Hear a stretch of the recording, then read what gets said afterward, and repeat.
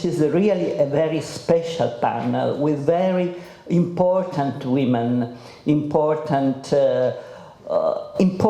because they are very concrete, and also their success is made of a lot of steps, step by step. And I hope you will capture every kind of, well, I don't know, oh, I'm poetic today, like international bees. You can capture every drop of their experience, of their wisdom, also of their ironic style, because the three of them are really very ironic also. And they are really the leader, I think, somehow, of what is now called as Friuli Venezia Giulia, a real region with hospitality industry. I don't like very much the name hospitality industry, but a good place where to live and where to make the experience of really sustainable tourism. Also, the word sustainable, we also told about it. Friday is full of everything and nothing, but we invited them really they are very concrete and they are very concrete, and they particularly happy because they had success in being themselves. And that's important. That's the only thing we talked about a little bit on Friday, is to maintain, to be ourselves, and at the same time to have success in what you want to do in your life. Nothing. Leonora will introduce this panel. Mrs. Nonino and the only man of today will be online, I think, and Mrs. Nonino will be on 11? 11? Yes. But first, I think they can introduce a little bit themselves to our guests. Eleonora, Yes. One by one? Sure. Okay. Sure. Ciao.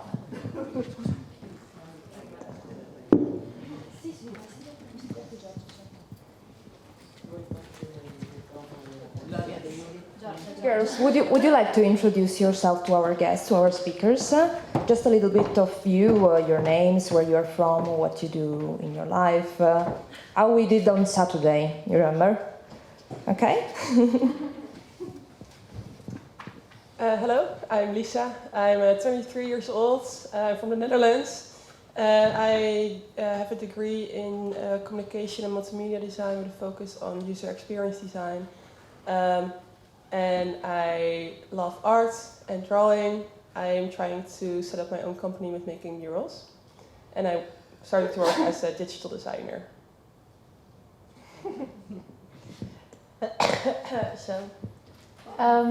My name is Sarah, and I just graduated from communications.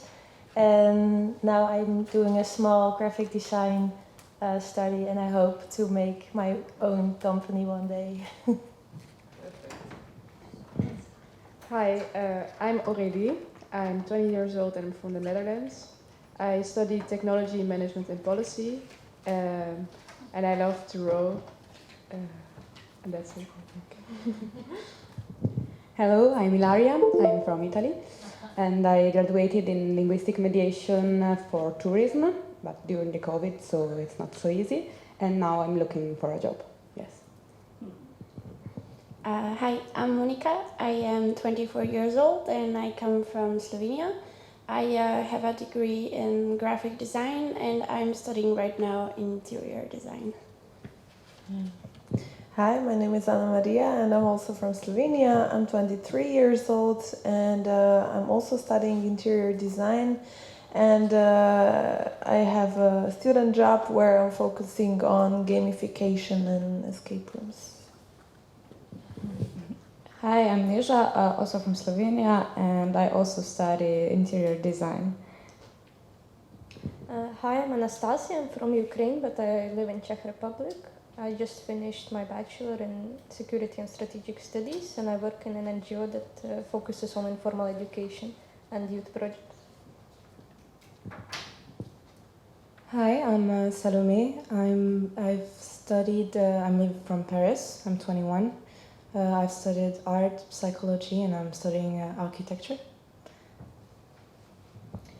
Hi, I'm Isabella. I'm from Italy. I just submitted my thesis in international trade and tourism at Ca' Foscari University of Venice. I'm gonna study my Master of Science in International Business and Economics next year. Yeah, I'm 22. Hi, I'm Lorraine. I come from France. I studied communication and then culinary culture and tourism through food. Sorry, and I recently worked on a travel guide, and I would like to work more and more on journalism of food and travel. Hi, I'm Annika. I have a degree in international cultural business and also tourism. And I work part-time in marketing. And yeah, I'm also curious to learn more about entrepreneurship. Hi, I'm Maria Ludovica. I'm 25. I'm from Rome, and I'm about to start a master in international public affairs. Hi, my name is Carolina. I'm from Portugal. I studied design, but I worked in project management from TI industry and communication. Thank you. Just to tell you something about they're here for 10 days. IRSE, the Regional Institute of European Studies, is hosting them for 10 days. And they are supposed to discover all the most significant and all the beauties of our region, just to share it on their social media and to share Friuli Venezia Giulia beauties in their own countries. Shall I start? I hope you can hear my voice. Okay, fine. So it was a pleasure listening to you and to your presentation. Even though you are very young, I'm pleased to see so many young girls here. We have no men and no young men here among us. This is great. We are just women today. The only one is our photographer. I will introduce myself in a few minutes because I am one of the senior persons trying to, let's say, put together a nice and interesting program for this event. We are able to organize again after COVID that stopped all these kind of events and opportunities for the young generations. Listening to your presentation, I have to say something which is quite amazing, and I'm really very interested in listening to what you are telling us, because you put together all the things we should be looking for if we want to work in tourism. That means you have been talking about gamification, you've been talking about communication, you've been talking about international affairs, and there is somebody who has been talking about NGOs. And I think that these are some of the most important touch points we have to think about when we try to, let's say, design a strategy in tourism. Most of you have been studying design, interior design or design as well. Design is one of the must words we have to use when talking about tourism. And the other one is team. So put together all these kind of studies you have been doing. You are already a team. Some of you would like to have something new, to become an entrepreneur or something like this. You have already the tools to go ahead. And I hope that this experience you are going to share with these girls all together, the experience, the deep experience you will be having in Friuli Venezia Giulia will be helpful for you, for your future, and for your studies as well.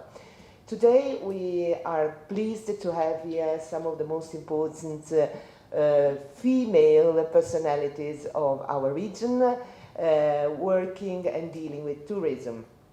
The first is the person on my left, which is Giorgia De Iuri. She will be giving a very interesting presentation, introduction. She's a product manager of different areas of our region. She's a very experienced person in tourism. strategy development and the strategical, let's say, plans that the region is trying to do for the future and for the time being. Then we have Chiara De Marchi. She's the perfect digital storyteller. She will talk and I will help her afterwards. She will be the last to talk with the English language if there are some problems. I will be next to her in order to let her say everything of her amazing experience. We do have a man joining us online, as Eleonora was telling you before, who is a very famous journalist. He's writing for one of the most important newspapers in Italy, which is a financial newspaper.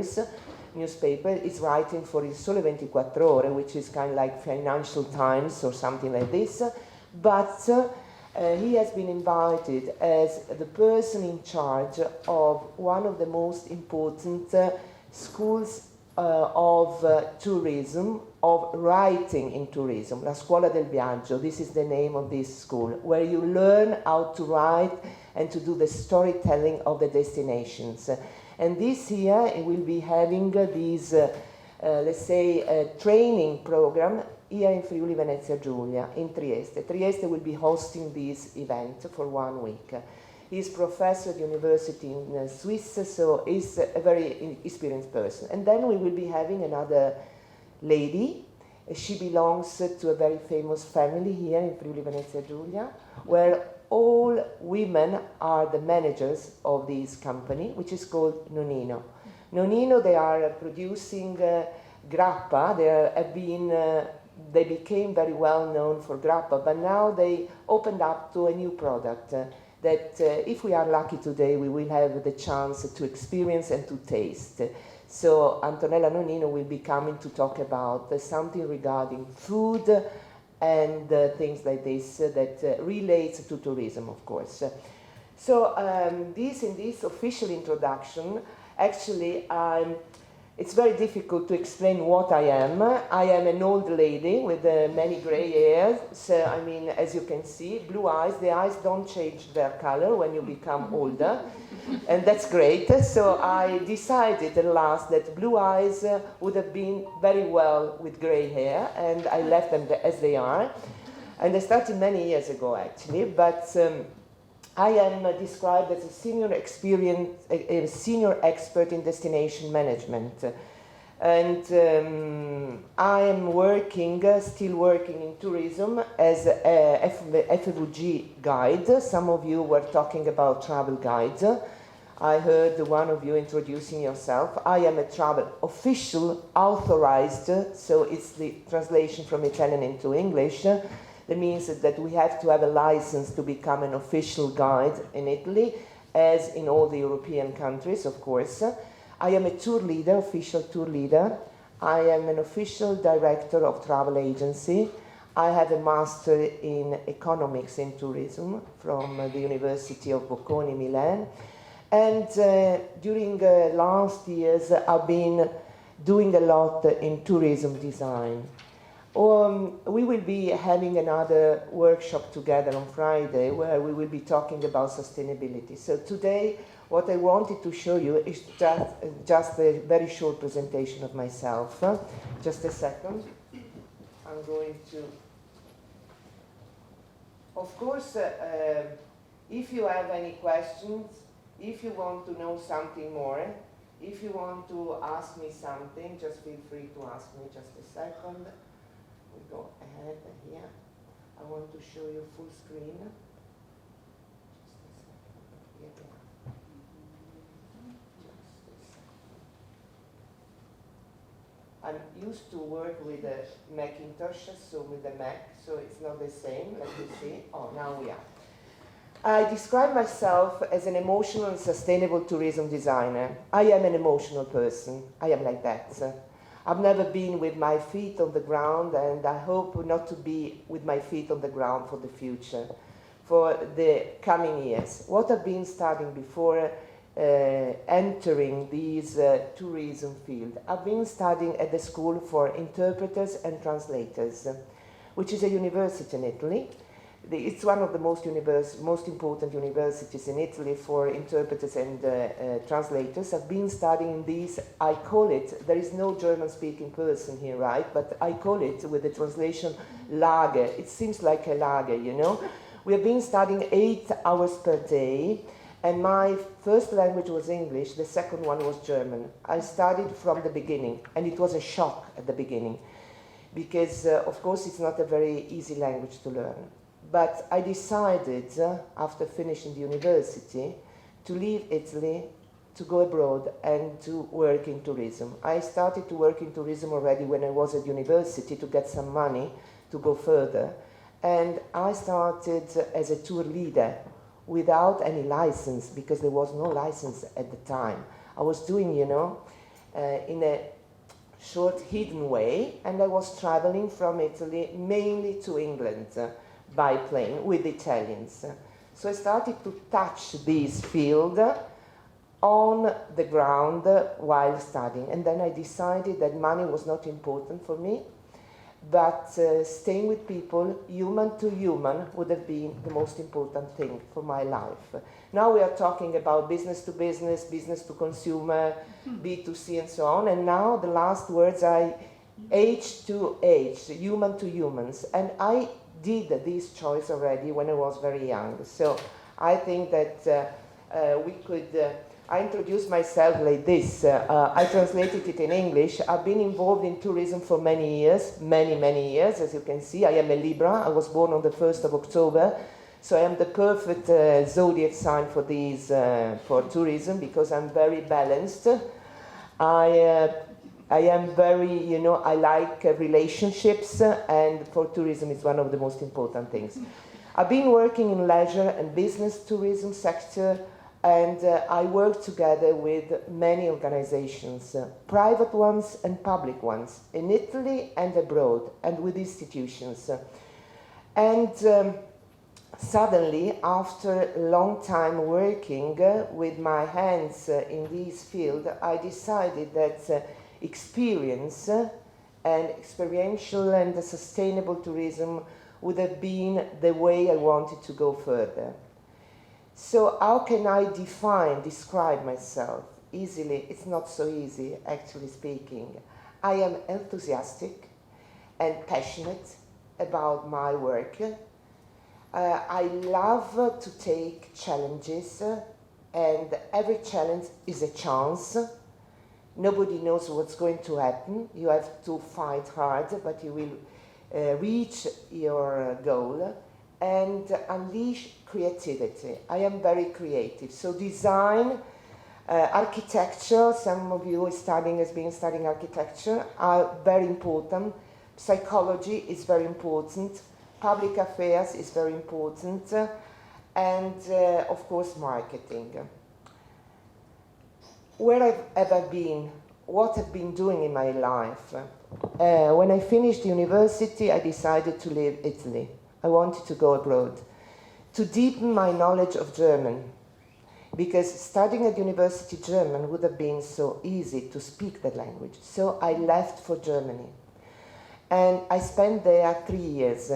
At the beginning, I was working in a family, speaking English and a bit of Italian, as an au pair, as a babysitter, let's say like this. And then I had the chance to get a job. And I started to work in a travel agency. I was responsible of the outgoing tourism for Italy. And we were working in sport activities. We were selling luxury sport activities, like sailing, riding, scuba diving, skiing, but I was selling my country. I was selling Italy to the Germans.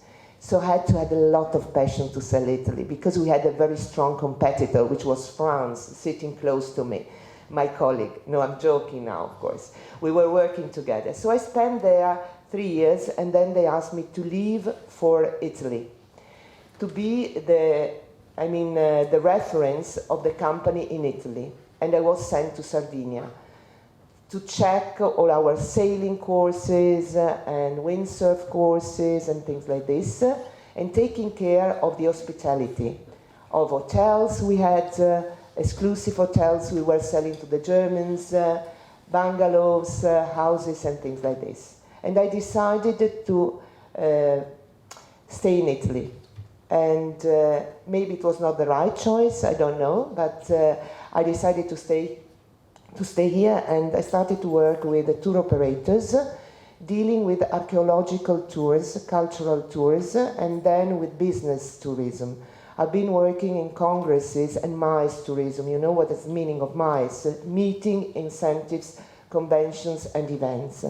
So I was doing both leisure and MICE for a very big company in Milan. So thanks to this, let's say, opportunity, I was sent to Africa.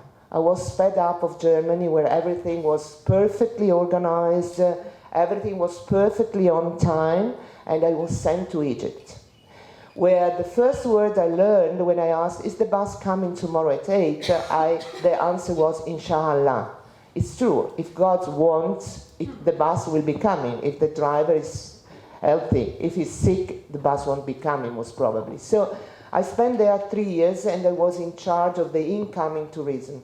We were moving each year more or less 20,000 tourists, all of them from Italy, and we were working with local DMCs. You know what's the meaning of DMC? DMC is destination management companies, like, let's say, travel agency dealing for the incoming, for tourists coming to a destination. I was training the guides, tell them what the Italians were looking for. Don't let the Italians leave very early in the morning because they won't be getting up very early in the morning. They are not scared of the heat, but give them very good food to eat. Archaeology is important, but not as important as for the Germans, for example. They can even wake up at 4 o'clock in the morning to go and see the pyramids. For the Italians, it's not the same. So we were training and checking the quality of the service, of course. So it was a very, very important role I had. And then, since I was quite acquainted to Africa, I was moved to Central Africa. And I was moved to Kenya, where I had to open up a luxury resort. We were just working for ministers from Italy, vice ministers, and we were organizing private safaris with private planes and things like this. So I was based in Kenya, but we were working in Tanzania, we were working in Botswana, and even Namibia, and all these kind of countries. Then I came back to Italy, and what do I do now? I had a daughter, I have a granddaughter, so I am nonna, as we say in Italian. I have a husband who is an architect, so I mean, I can fully understand what the meaning of architecture and the person who are studying. Nowadays, what do? I do a lot of training. I train young generations to follow their, let's say, inspirations, and I try to persuade them that money and career is not everything in your life. In tourism, you can get a lot of richness, which is getting to know new cultures, getting to know new people, getting to have further and further relationships, and of course, getting to know new landscapes, nature, and things like this, like you are doing nowadays here in Pordenone. I am a senior expert in European projects. Thanks to my experience, I am helping incubators and official institutions when they do have projects, European projects in tourism. I'm working for them as a consultant or as a mentor. I mean, I'm standing close to the startups that wanted to enter tourism, and I help them with practical tools, what they should do, how they should develop the product, the experience, and things like this. But if you are not working daily with people, you are just talking about something theoretical. So I want to work with the tourists. I want to see how the tourists feel when they come to Friuli Venezia Giulia. That's the reason why I'm still working as a local guide. My main markets are the German one. I'm working a lot with Germans and Austrians. I'm working with Americans, Australians, and English speaking, and of course with Italians, and sometimes even with people from our region who went to other countries, and I do some, let's say, guided tours in our local language, which is Friulano, and some people like to have this one. But it's very, I mean, it's seldom that I do something like this, from Canada or from Argentina, things like this. And I am working as a senior Congress manager. But my job is my passion. That's it. It's not a job for me. I'm happy when I have to work. And I've never been, I mean, I've been working for the regional DMO, Promoturismo FVG, for a while. But most of my time I've been working as a freelance, as an independent, so with my own company, feeling free to do what I wanted to do. Of course, most of the times working extra hours, because that's like this, not being sure to get paid at the end of the month, but I mean, free to do what you feel is the right way to go. And looking for something off the beaten track. That's the reason why I started almost 10 years ago to develop experiences in tourism. Because I think that we can't solve problems by using the same kind of thinking we used when we created them. And I feel very close to Albert Einstein, even though I don't have the DNA of Albert Einstein. I hope I would, but I haven't. So I like to find a new way of thinking. And trying to come to the end of my presentation, I was reading by chance a booklet of Hermann Hesse in Italian, which is in Italian is called Camminare, Walking. It's a very small one. It's not a book, a heavy book of Hermann Hesse. It's not very easy to read, actually. But I was astonished when I read this sentence. Traveling should always mean experiences feeling deeply. It was at the beginning of the 20th century when he wrote this book. I mean, and now we are talking about experiences in tourism, sustainable tourism, and it was the same at the time of Hermann Hesse. He was a very, very, I mean, deep traveler. He was traveling very often, and he felt these experiences by traveling. And then going to the end of this experience I had, I started to get to know something more about the economy of experiences, the experience economy.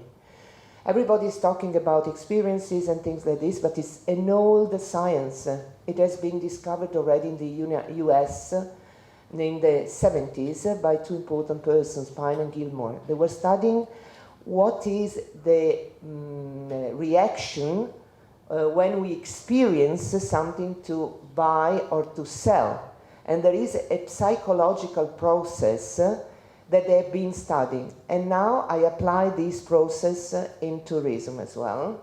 This is the progression of economic value. That means you have, I will leave my presentation as well to Eleonora, so don't feel, you don't have to write it down. And if you have questions, of course, we will be sharing some more time together. There are no problems.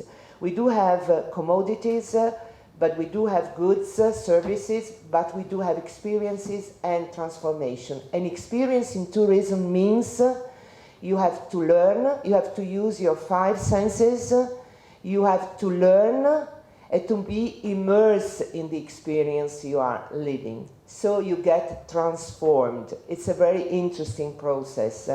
And I'm very happy to have learned this, and now I am applying this experience design with a toolbox, all the tools I have, in order to get these 4 realms of the experience. Passive participation, active participation, entertainment, education, aesthetic, it's nice, it's not nice, and escapist. Who's working with gamification knows exactly what escapism means. We have to live our daily life, and when we are traveling, we do something like this as well. And these are some of the few points I wanted to share with you. So when doing tourism for me and when working as an entrepreneur or in another company in tourism or in, let's say, communication, you should take care of these 5 steps, according to my opinion. Sense, feel, think, act, and relate. Relationships, human to human. This is one of the examples I'm working with at Infor. We developed some stories. You will be experiences in Sauris. We will be going to Sauris on the 23rd. We will be having time to share this experience. It's something new. It's not storytelling, it's story living. So you will be becoming the actors of your story. You won't be just listening to, you won't just be looking at, you will be the actors of this experience. And then, of course, we want to have your feedbacks. You will be experiencing something like this. This is the carnival in Sauris. You will be experiencing something regarding the herbs, and it will be a very nice story. I won't tell you anything more about this. You have to be curious. And, of course, I thank you so much for listening to me. For my first presentation, you can find me on LinkedIn, Facebook. I'm using it not very often. Instagram, here there is my teacher of Instagram, Angela. Medium, because I'm a writer. I write about traveling, so I like to write. TikTok, I don't use it so much, but you find me wherever you want, and we will be together. I thank you so much, and I give the word to Giorgia De Iuri. It's a pleasure to introduce Giorgia. She will introduce her experience and herself better than I do. She's an expert in tourism, and she has a very important position in our destination management organization, Promoturismo FVG. She's a strategist, and she has a long experience in tourism abroad and so on and so forth, and she will tell us, of course, something very, very, very important. Thanks, Giorgia. Thanks. I let you the stage. Hi, everybody.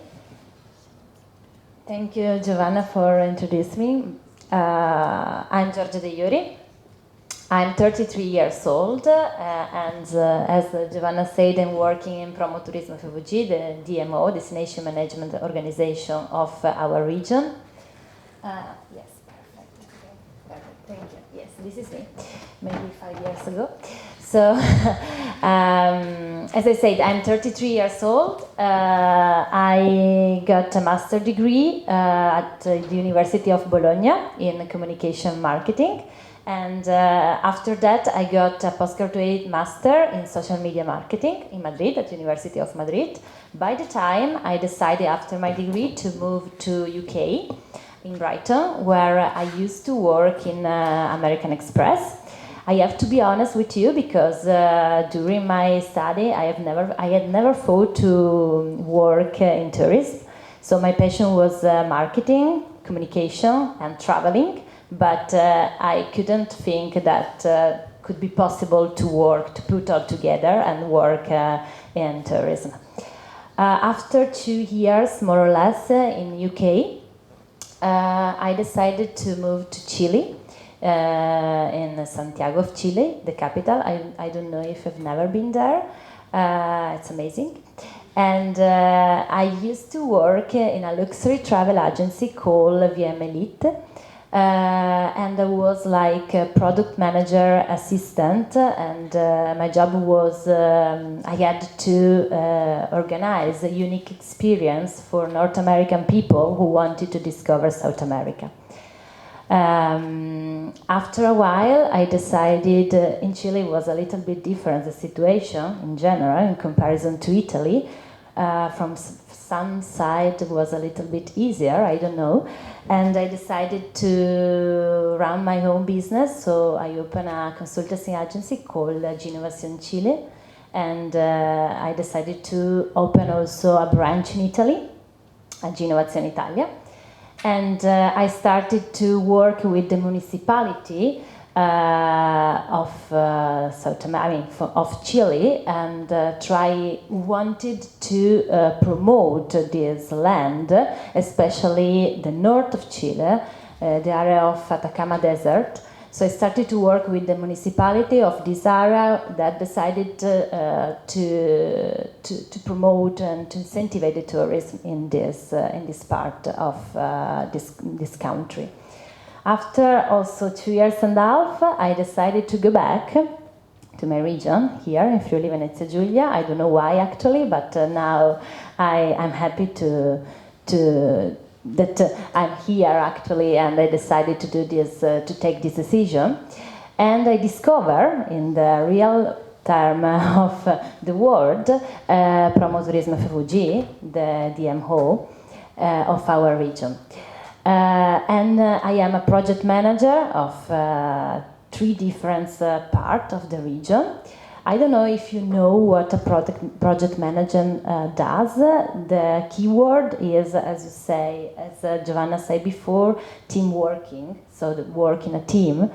And the area where I work in are the Piedmont, I mean the area before the mountain, the hills, and the third project is called Collio, and regard 10 municipalities that decided to promote this area with a specific focus on wine, food.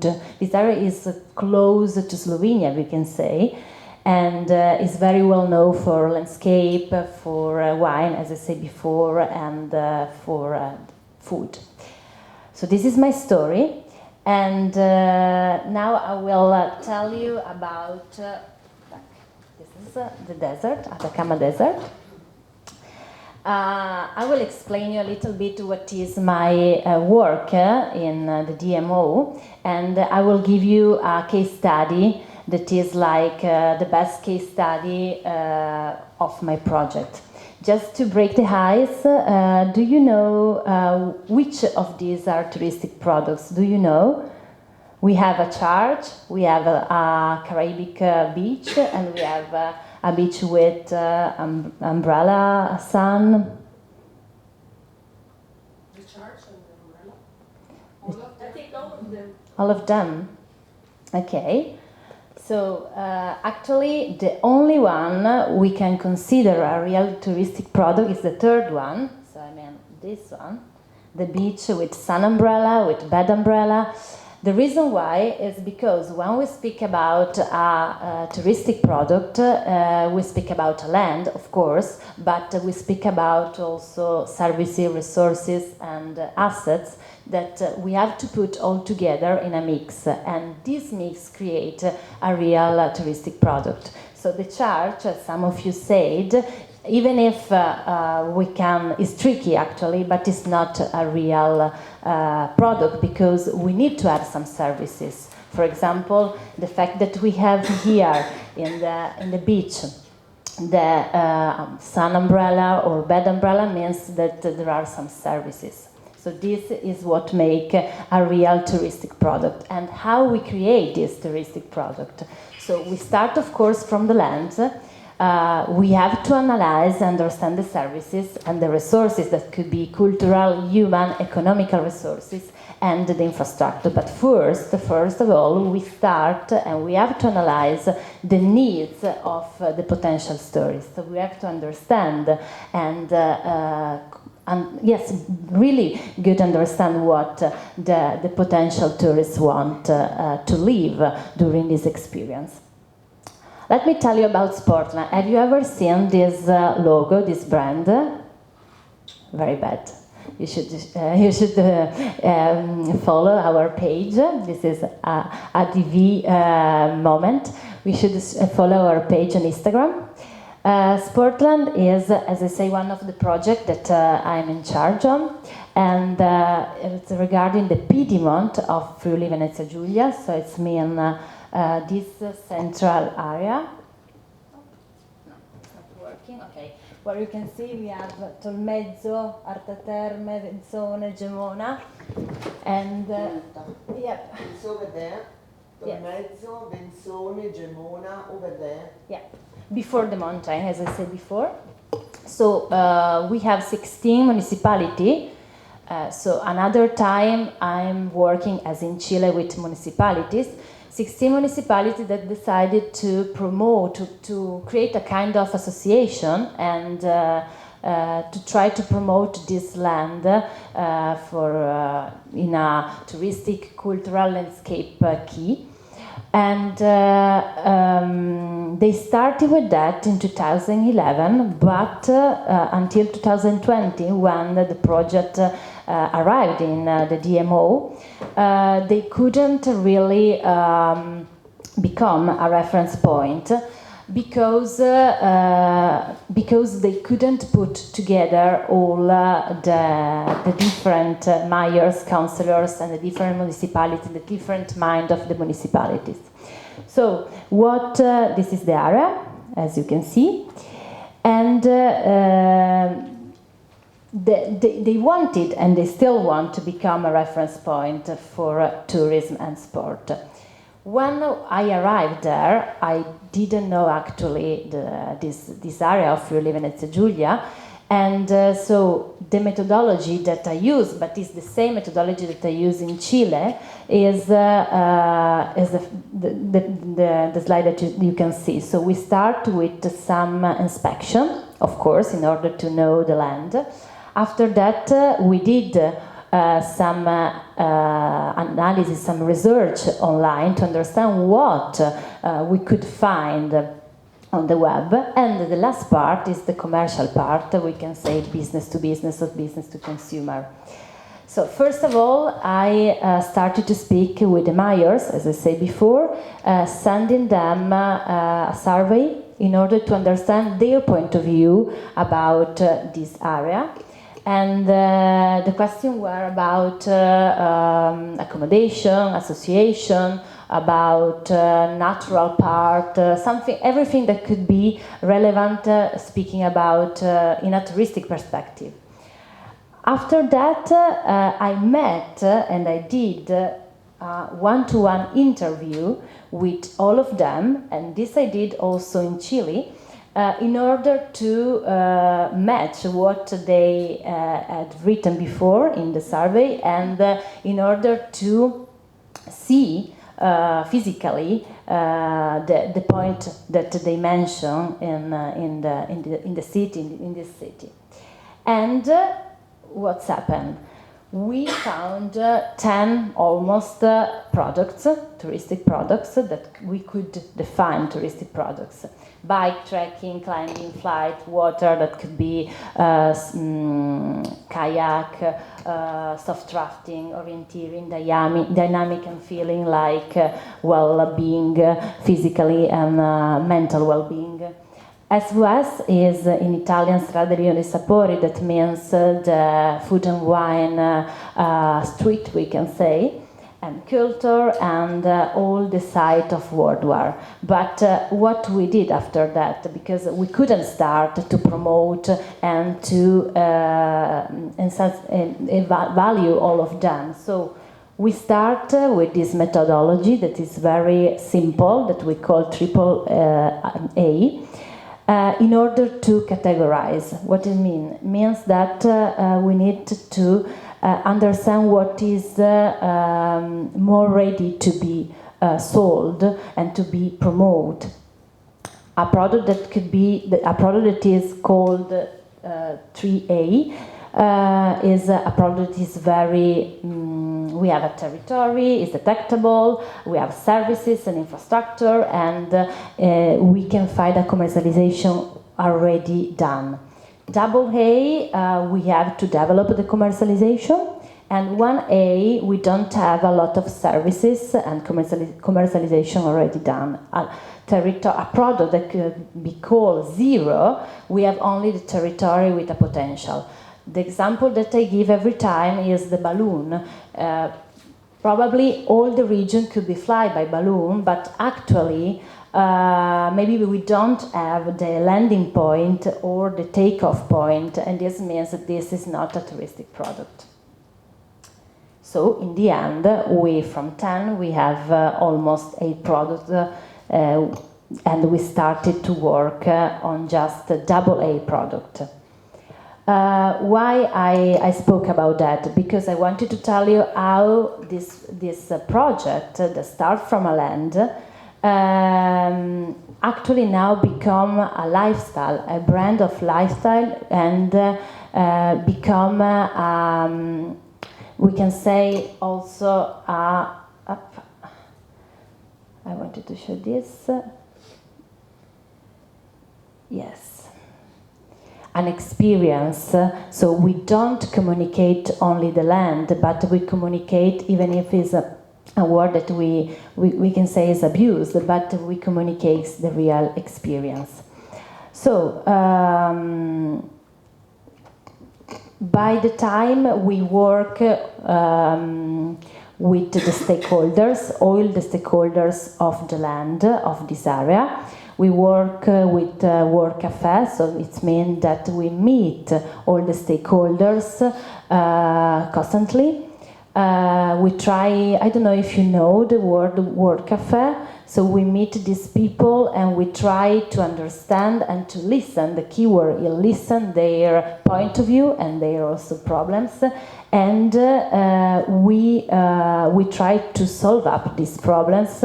One of the things that the DMO Promotourisme FVG does every time is training. So we try to improve the skills of the stakeholders, that could be also a special digital skills, in order to better promote their land.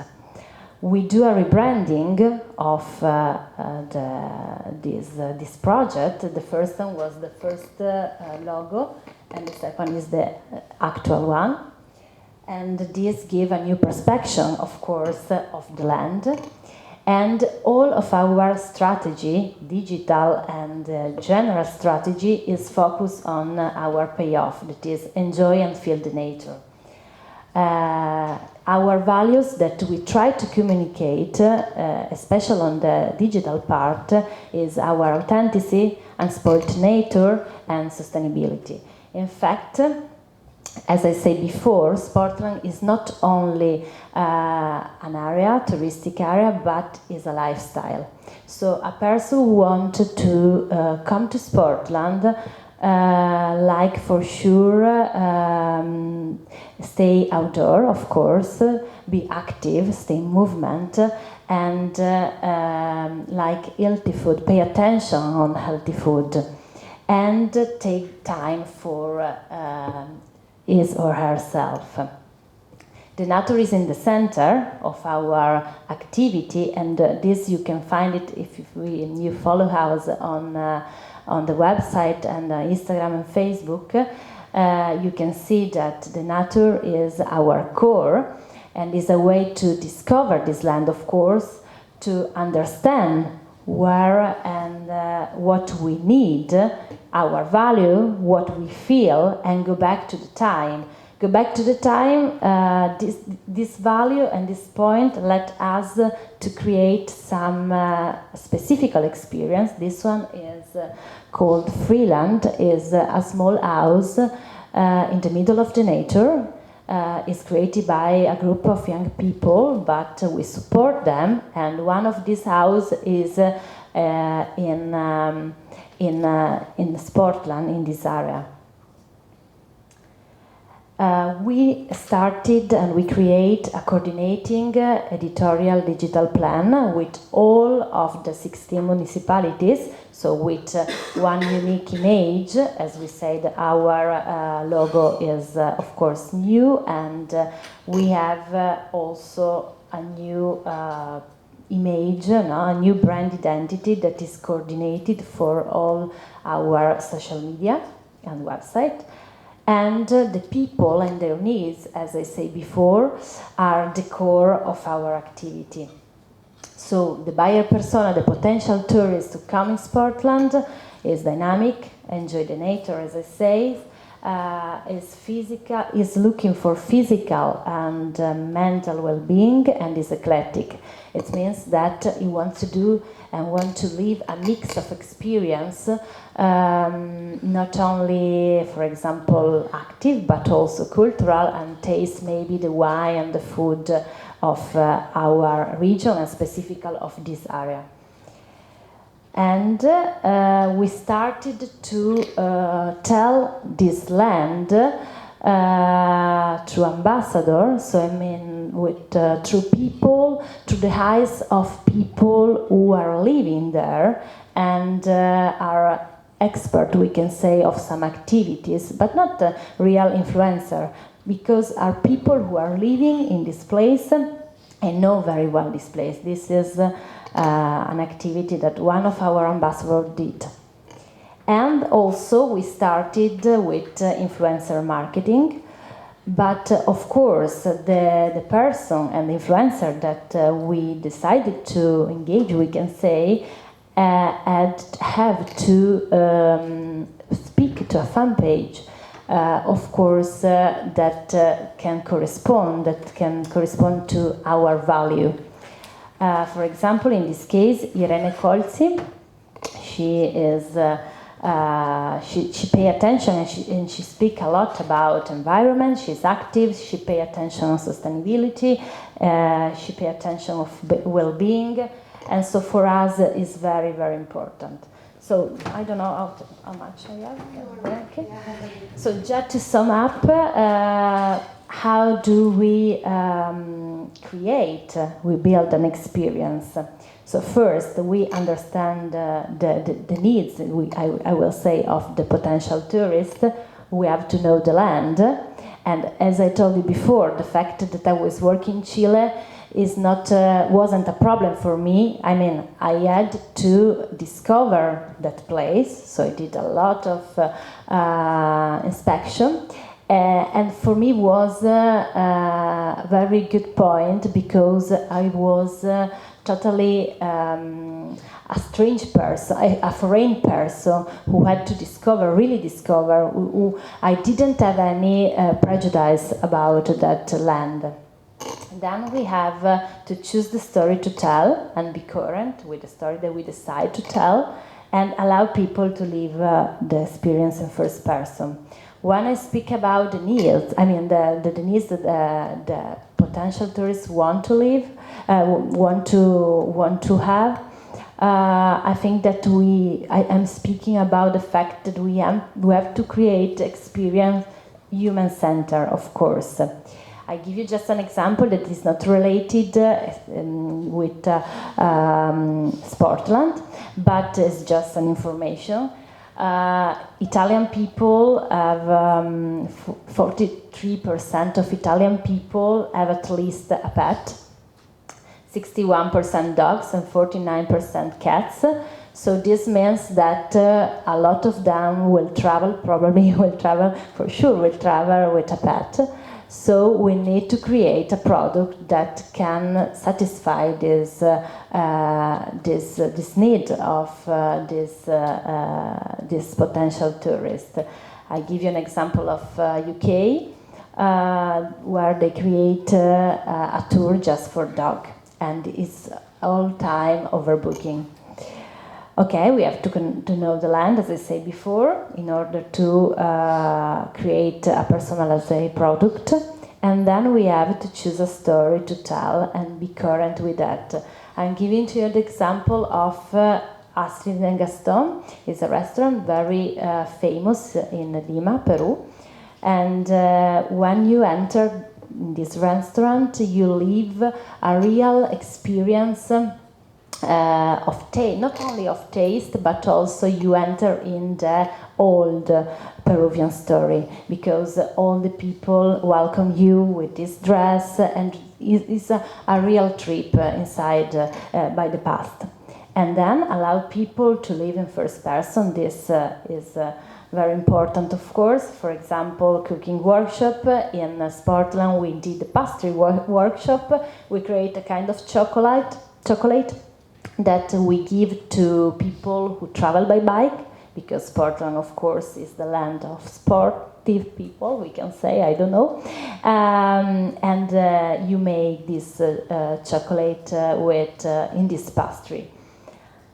This is an experience that I did in Iceland 10 years ago. So I did fly fishing actually, and then I cooked the salmon that I fished before. So I'm telling you this experience because, of course, all of this experience that you live in first person is memorable, and also is you are going for sure to share in your social, in your channel, and is going to for sure be known by other people. So let's get to work. We have a lot of things to do, and this is me. Thanks for attention. Gracias. Grazie. And I hope it was interesting, this Sportland. And follow the page of Instagram of Sportland, please. Immediately. We thank you, Giorgia De Iuri, for the very interesting presentation. I think that we still have 5 minutes, if you agree, Eleonora, before having the other speaker online. So if you have questions regarding this interesting presentation, I think you could, Eleonora will hand you over the microphone and you can ask Giorgia De Iuri right away. So some curiosity, something special, some experiences, similar experiences in your countries or things like this.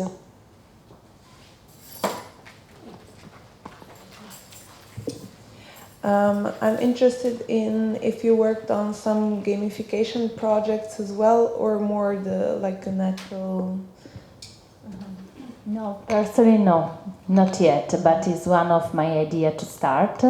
I was thinking something like, I don't know what you personally think about the game of Pokemon, you know, that I remember that when I was in Chile in that moment, it was very common, so it's been 5 years ago, so for example now it's kind of old, I think, but we are thinking to create something with gamification, but not already. And what is your maybe the most out of the box project for now? Out of the box. I'm still working with Chile, for example, and my idea is to still develop the South American tourism, actually, because yes, it's very well known, but there are a lot of fantastic zones that we really, they are not so structured. If you travel in South America, you can confirm me, it's not so comfortable, you know. This is the good thing, probably, no? Yes, on one side. Yes, I agree with Georgia, what she's telling. I mean, we are talking now about South America. I mean, my experience in South America has never been in Chile, but I've been in Argentina, which is close to Chile, but it's a poorer country, I think, so they were not able to develop so much tourism. But the beauty of some of these places is the, let's say, difficulty in accessibility on one side. And after COVID, I think that tourism was looking for something like this on one side, even though now we are experiencing the opposite. We have a rush of people who want to travel, so it's very difficult to find something out of the box. If I'm not mistaking myself, you come from Slovenia, right? So Slovenia is doing a lot of efforts in green Slovenia. I feel Slovenia, sustainability is your top word. So, yes. I mean, wherever you are, even during the exhibitions, you don't have a normal booth, but you have the boxes for the fruit using your booth. I was in Frankfurt at the IMEX a few weeks ago, so I think that but is Slovenia doing something out of the box? With gamification in nature, this could be... Yes. Now I think that it's going into the direction of gamification as the next step of guided tours, for example, in museums and stuff like that. Yeah. Because if you're, as you said, if you're included in the experience, if you need to hear something in order to solve the puzzle later, or to be involved in some game that is connected to that, you really have to acknowledge that information that somebody gives you. So it's true. I think you agree, George. I think that these big land George has been introducing to you, Sportland, is there are many municipalities and they are very different one to the other. So the first step they had to, the first big step to do was to get these municipalities and the enterprises, the SMEs, being aware of what they had, trying to move forward to get a few steps further to do a networking and to persuade them that this was the right way to go. When you have this feeling of networking and the feeling that the communities, the local communities, they belong to that area, so the area is theirs, let's say like this, then you can go a bit further and try to introduce something out of the box. Of course. Otherwise, they won't be following you, I think, if you agree. We are a little bit behind. Yes, because it's a not very easy area, this one. It's not, because... Yeah. And the fact that, as I said, and as you said, Sportland is composed by 16 municipalities, that means 16 mayors, 16 councillors, and you have to speak with all of them. The fact that they say that they started with this idea in 2011, 2010, and they couldn't reach not anything but almost anything is the point. I mean, because they need someone that could be kind of a director, and this is the role of the project manager, and try to reach, of course, the goals that also they had, because they wanted to be a reference in the national, regional, national, international tourism, but they couldn't because they had everything, but they couldn't put it together, and they need a guide, we can say. So we are a little bit behind. 2 years ago we were I don't know where, but now anyway I can say that Sportland is a brand. For this reason I call it brand. It's an area, of course, but it's a brand as well. Yes, I think that you have a very hard job, because I think that as destination, our region, it has been always been promoted as a cultural destination on one side, I'm talking about the past, and on the other side as a mountain, let's say 10% mountain, but sea destination. Yes. It's completely different from Slovenia, for example, because Italy, generally speaking, is the cradle of arts. We have 67% of the entire international cultural heritage. I've been working for Touring Club Italiano for many years, so these are the numbers. So we have always been, let's say, showing our culture, but the trends, the buyer personas, the market has changed. And has changed so quickly that some of the areas, and we are talking about our area, they were not prepared for these changes, let's say, because we were a bit, let's say, a bit used to have plenty of tourists coming to us anyway, because of monuments and things like this. And I think that COVID helped a bit in this direction as well. The well-being, distances, wellness, hiking, walking, and even the fact that we are neighboring countries such as Slovenia, for example, and Austria, and southern Germany, that have been putting a lot of efforts in well-being, nature, activities. And these are our incoming markets as well. Or going through markets, let's say like that we have to stop. For us, it's something completely new. Yeah. Also speaking about well-being, I is think something so, completely yes. new. Yeah. For Slovenia, no, but for us, especially for this area, it's completely something. Yeah. And this is something that COVID did. Yes, mostly. A bit, yes, I think. Yes, when I usually do the SWOT analysis, I put COVID in the opportunity, actually. Yes, it's true, it's true. I think that it has been an opportunity, yes. Even for tourists coming to our region, because the way, I mean, we have been experiencing for these last 2 years, Italian markets, of course. These Italian markets, they would have never come to us if we wouldn't have had COVID, because we are not a very well-known destination, it's true. On the other side, this was our strength at the time, because we were not overwhelmed, we were not with many tourists, such as Venice or our neighboring regions, for example. And I think that the same experience in Slovenia as well, I think. Postojna, no, I think, because it's. I was there 1 week ago, and it's. Yeah, it's the only massive. It's a mess. It's a mess. A mess. Yes, it's a mess. Yeah. Okay, thank you very much. You're welcome. So, hi, so I come from a very similar area from Slovenia, and we had also a really big problem with this. Like, we wanted to introduce sports into the area, but because the tourists already came to us, the locals couldn't accept that we need new services. So, for example, mountain biking, that was a huge problem for us. And I think in Italy and Austria you have a lot of mountain biking services, but in Slovenia it was like, oh no, we don't need this. So maybe like a question for you, how do you deal with, or how do you present to locals that they need this when they think they don't? When I mention work cafe, this is the key. I mean, I constantly meet the stakeholders, and so I mean and also with that survey that I showed you before, one of the questions was like the different stakeholders of each city, of each small village, what else.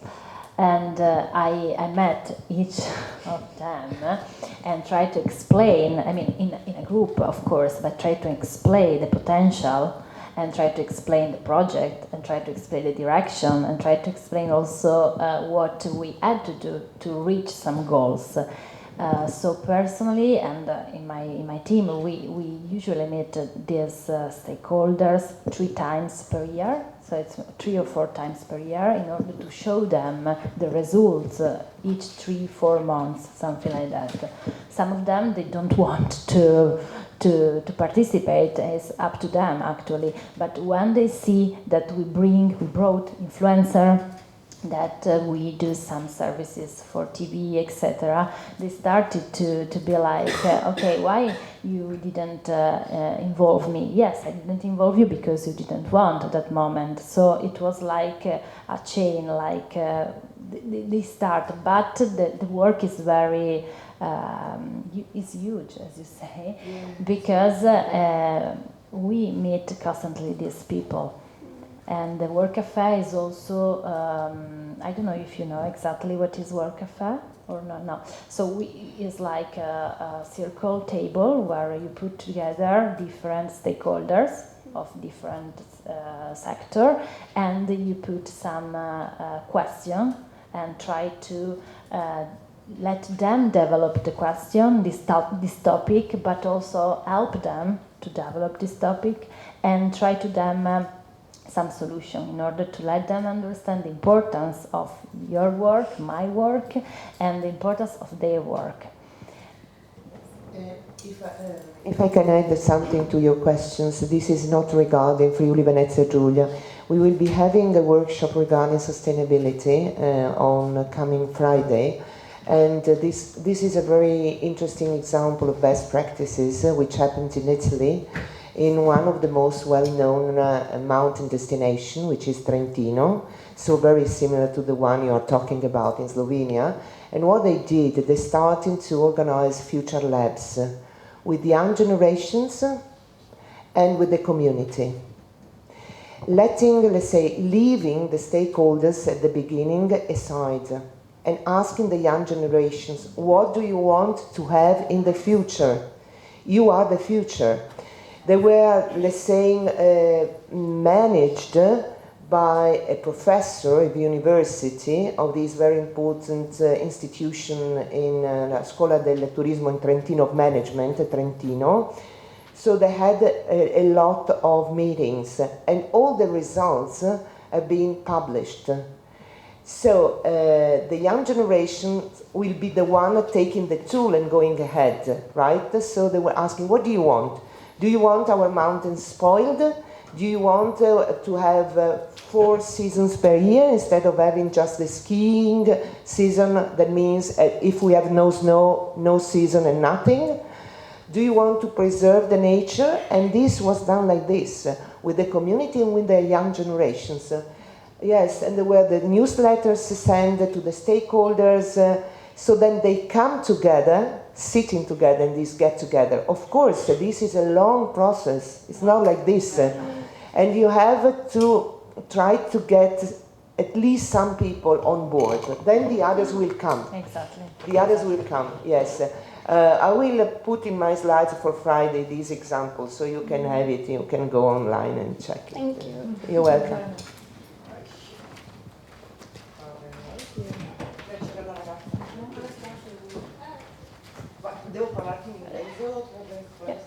It's a quick question. I wanted to ask about Sportland. Who is your target audience, or is it more like affordable for middle class and young people? Because it looks a bit like luxury experience. Yes, the name is a little bit tricky actually, because also we have a lot of, as I said, the buyer persona of Sportland, but in general is eclectic, so want to do a mix of activities. So we have, so the keyword is you have to be a little bit dynamic. I mean, maybe you can do some activity like bike a little bit or kayak a little bit, but then we have food and wine, so you can do tasting and culture as well, but also like activity like yoga in the middle of the nature. So the target is from 20 years old until 80 years old, but yes, the keyword, you have to be a little bit dynamic, active. And about the class, actually, I would say middle class is fine. It's not luxury, so it's not so high level, also because you have to be a little bit wild and adapt yourself, especially in this area where it's not like South America, of course, but anyway, we could have some difficulties in reach the point. It's not so... I don't want to speak bad about my project, but it's not so well structured. As I said, we started with Promotourismo 2 years ago, so of course they add and they have everything, but we have to put all together and to develop. So for the moment, it's not luxury, it's middle class and middle level, not for the experience, but for the range of the span that you could have. Thank you. Anybody else?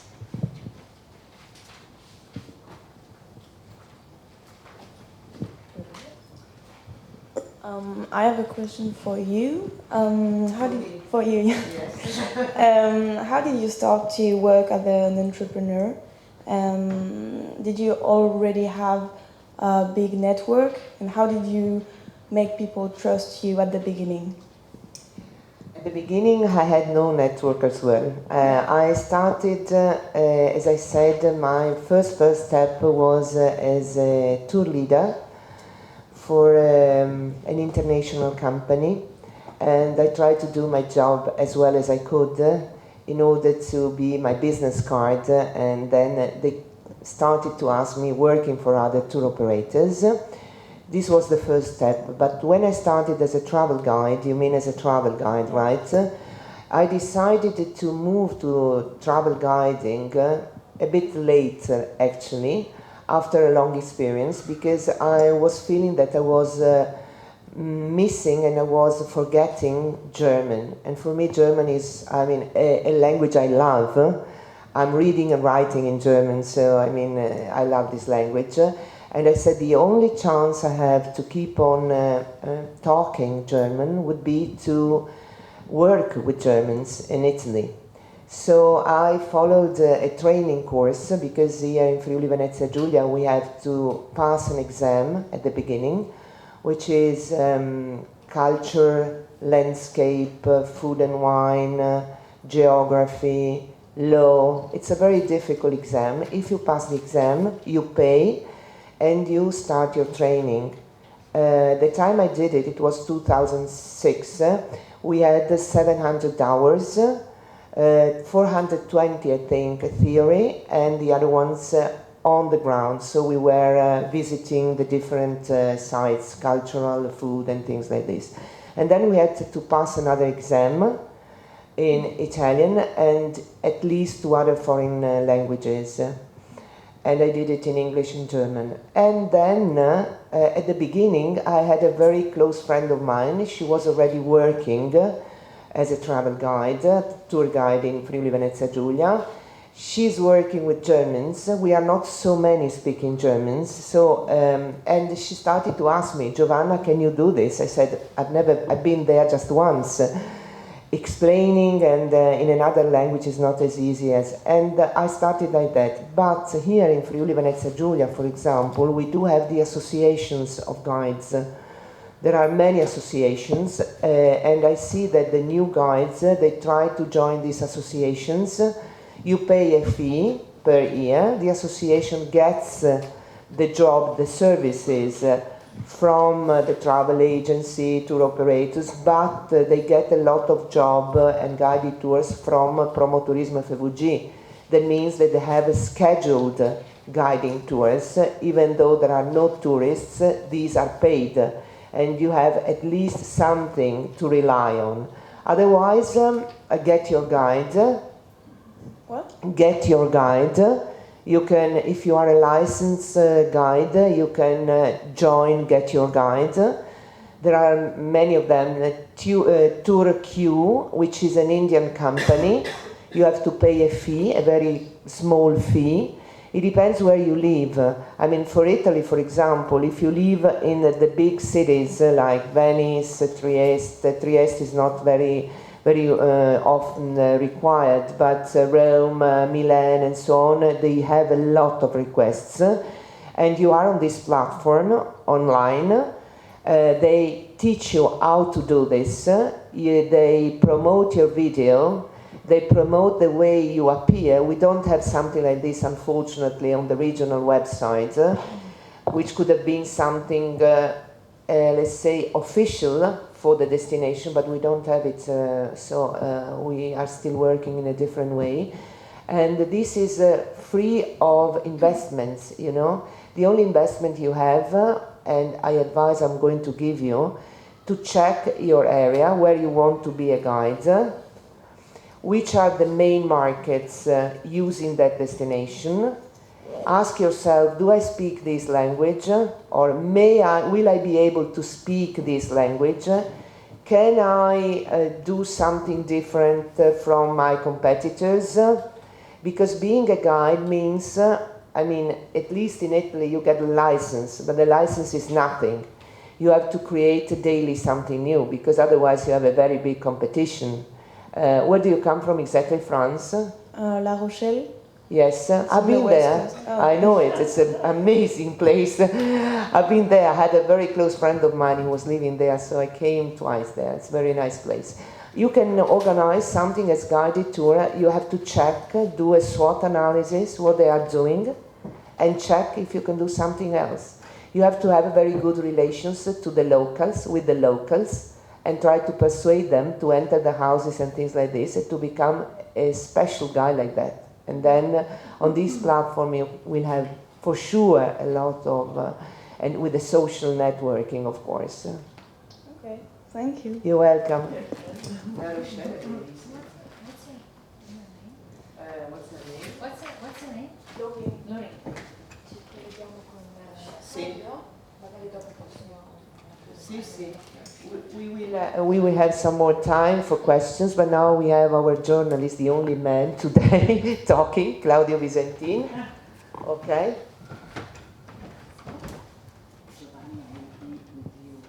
I will be with you this afternoon, trying to show you a bit about Sacile and talking about the system, how it works, our destination. I will be with you tomorrow morning in Spilimbergo. I will be with you in Sauris, I will be with you in Cividale, Udine, everywhere. We captured it. Yeah.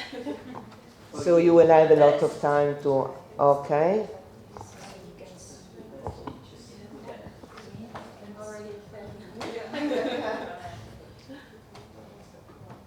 Facciamo questa bellissima scuola del viaggio venite a darci un saluto con Claudio Visentin la terza settimana di luglio. Devo aprire la gente, anche tu Giorgia, se le dite.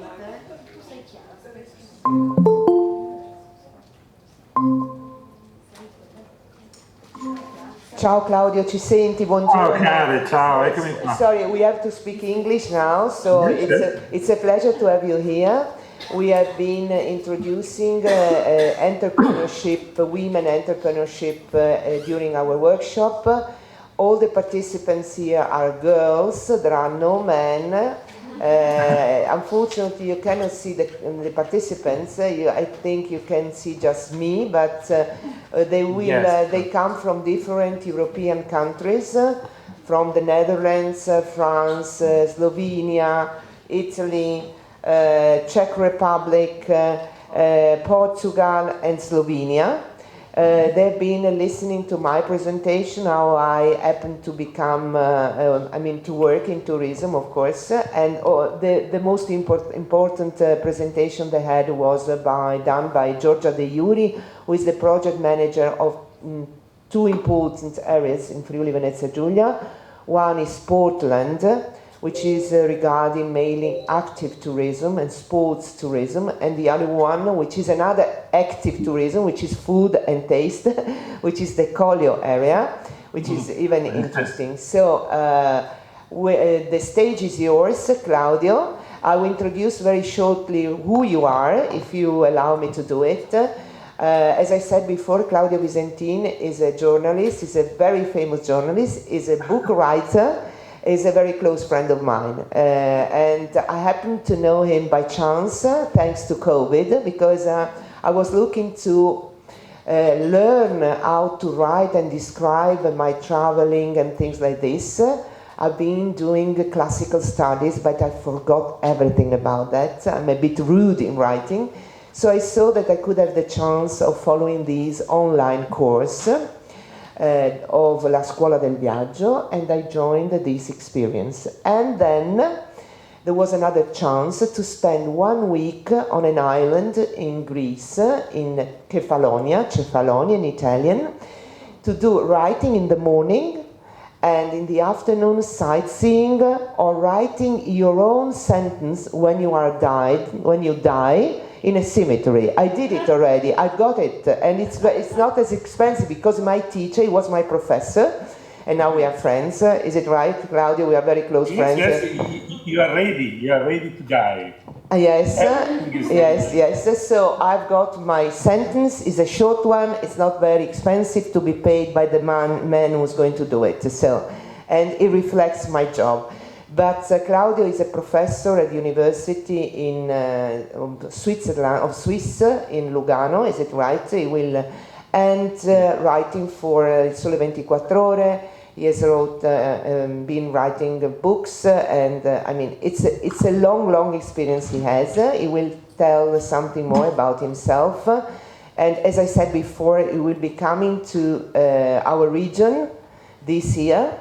The 3rd week of July, for a very important event supported by Promotorismo FVG as well, which is La Scuola del Viaggio, a week of writing about traveling and describing Trieste and the experience of this city. So the stage is yours. Fine, thank you very much. Thank you very much, Silvana. Thank you for the invitation. Well, the most important things, I will be with you personally on next Friday morning, correct? So we are going to meet. I'm very happy that we are going to meet. I can't wait for it. So it's so much better to be in presence. Of course, yes, I'm a professor at the University of Italy in Switzerland. In English, Giovanna, we say Lugano because nobody understands. When we say Italian Switzerland, they say, is it Italy or is it Switzerland? Because it's a strange situation, of course, of one Italian university in one in Swiss country. Anyway, even the topic of today, of course, is very important for us because I will talk about something different, but the growing importance of women in travel is something we experience every day, in every place, in every role.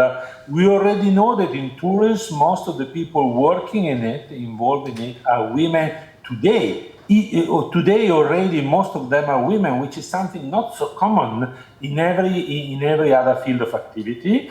And even in our, say, membership, now we are an association of travelers, even in our association, women are largely predominant.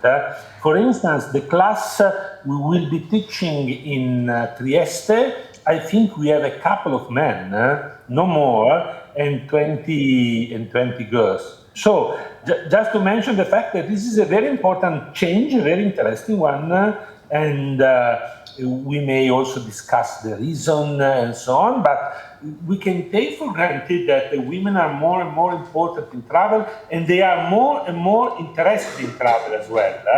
And this is a huge novelty compared to, not a total novelty, but it's a huge novelty compared to the past. Fine, so waiting to meet you on Friday morning. I just start telling you, Giovanna, we hear your voice in the microphone, so you have to switch the microphone if you speak there. Okay. Sorry. Waiting to meet you on Friday, I wanted to introduce a few words about La Scuola del Viaggio, School of Travel. It is a curious thing. I mean, it started as a seminar. It was a university seminar started in 2005 at the University of Lugano, and with students. And the original idea was that was this one.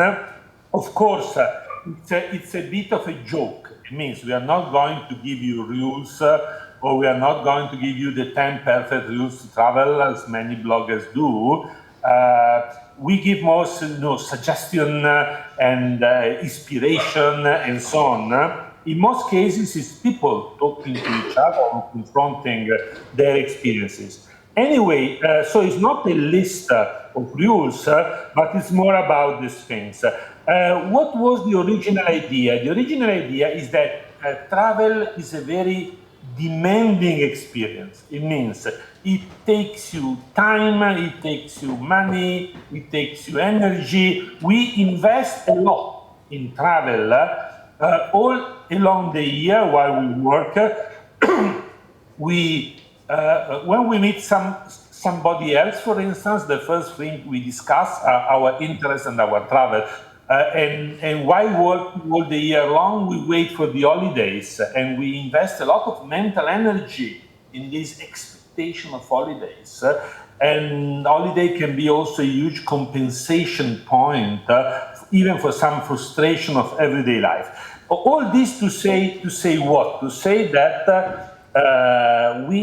travel is very important for us, but we spend very little time discussing this and thinking how to better travel, how to be better traveler or better tourist. I used both the terms, and of course they are not the same, but both the terms are interesting. So this was the original inspiration. It started as a university seminar. But then when the seminar was over, so for some years we had students like you were before maybe, and we had students, but then now, after the end of the seminar was transformed into an association. Now it's an association without profits and for social development, this kind of thing. But just to mention the fact that the topic was so important, that the activity was self-sustaining. It means that today we can rely on the contribution of the members. We organize workshops, seminars, and so on. So this was the first point I wanted to discuss with you. It means we should spend more time thinking about our travels. In many cases, we just choose one destination and then we wait until the last day. We are very busy, and then we leave and we go somewhere else. But travel is deserving more attention, more preparation, in my idea. For instance, one day we say, I want to go in that country. Okay, so now more or less it's June. In some moment in the past month, you all thought about where you want to go this summer. One day you say, I want to go, say, to Japan, I want to go to France, I want to go Canada or somewhere else. So it's very interesting, for instance, to think why did you choose such a country? When was the first time that you thought to it? Why that country is so important to you? Why that country and not another one? I mention this because in some cases our choices are influenced by advertising, for instance. And so it's very important to be conscious if we are choosing a country because we believe in that country is important for us, that country has something to say to our soul, or it's just an effect of a consuming attitude, an effect of advertising. Of course, every country tries to influence our decision and to attract us in that territory. So, for instance, why I'm choosing this travel, what are the expectations? So there's one time, for instance, before we leave, when we still are at home, but our country is growing, our travel is growing into us. And so it's important to dialogue with our travel when it's in its infancy in some way. And when you come back, of course, there's another very interesting moment. To me, when I come back from a travel, I write a travel book. At the moment, my last published travel book is about the Lighthouse of Scotland. Maybe you will show the cover if you want, it's available on the internet. And so it means that after I went to Scotland, that it was 4 years ago, then I spent long months trying to write the story of this travel. And it was a very interesting time. I could say that I discovered or I understood my travel while I was trying to write it. So this moment of travel writing is also a moment of understanding of your travel. Even when I make presentation, and I was in Rovereto, that close to you a few days ago, and I have to choose what to say and what not to say. I have to choose some hierarchy in the experiences I had. I understand more my travel. So another suggestion coming from the travel school of travel, is that the time before leaving and the time after you come back, it's a very important time. And it is not exactly a travel time, because you are not traveling, you are at home, of course, before and after. But it's a very important time to prepare and to understand your experience. So I suggest that you talk to your travel like if it was a person, and growing up in your mind. And then that you try to narrate your travel to other people to understand this better. Of course, this year we are very happy we will be in Trieste, Giovanna, so we thank you to your help as well. We will be in Trieste. Trieste is a very interesting place, of course, to us, and we wanted to be there so much, and so we have been preparing for this for years, and because of course it's an international city, it's an harbor, it's a port, it's a place of arrivals. It means people arrive in Trieste and then they leave, they depart, and then they come back, and so it's every harbor or port, it's a very interesting place for this very simple reason. But then what was very fascinating to us is the fact that we have so many interesting narratives about Trieste. It means Trieste has been told by many big writers. These days it was the days before today, it was Bloomsday. It was Joyce days. We have all this public reading in Trieste. And so in Trieste you have so many famous writers, Joyce, international, national, Joyce, Svevo, Saba, Biagio Marin. He was a local poet. Maybe you can even meet Claudio Magris if you go to the Caffè San Marco in Trieste. Maybe he is there writing a travel book. And just to mention the fact that all these narratives about Trieste are very fascinating to us. It means that before you go there, you have so many stories, so many versions. Every place, every corner of the city has been described many, many times. And so this is a fascinating challenge, for instance. Well, just to mention one, if you try to read everything that has been written on Trieste, you are not going there, because it will take the entire life.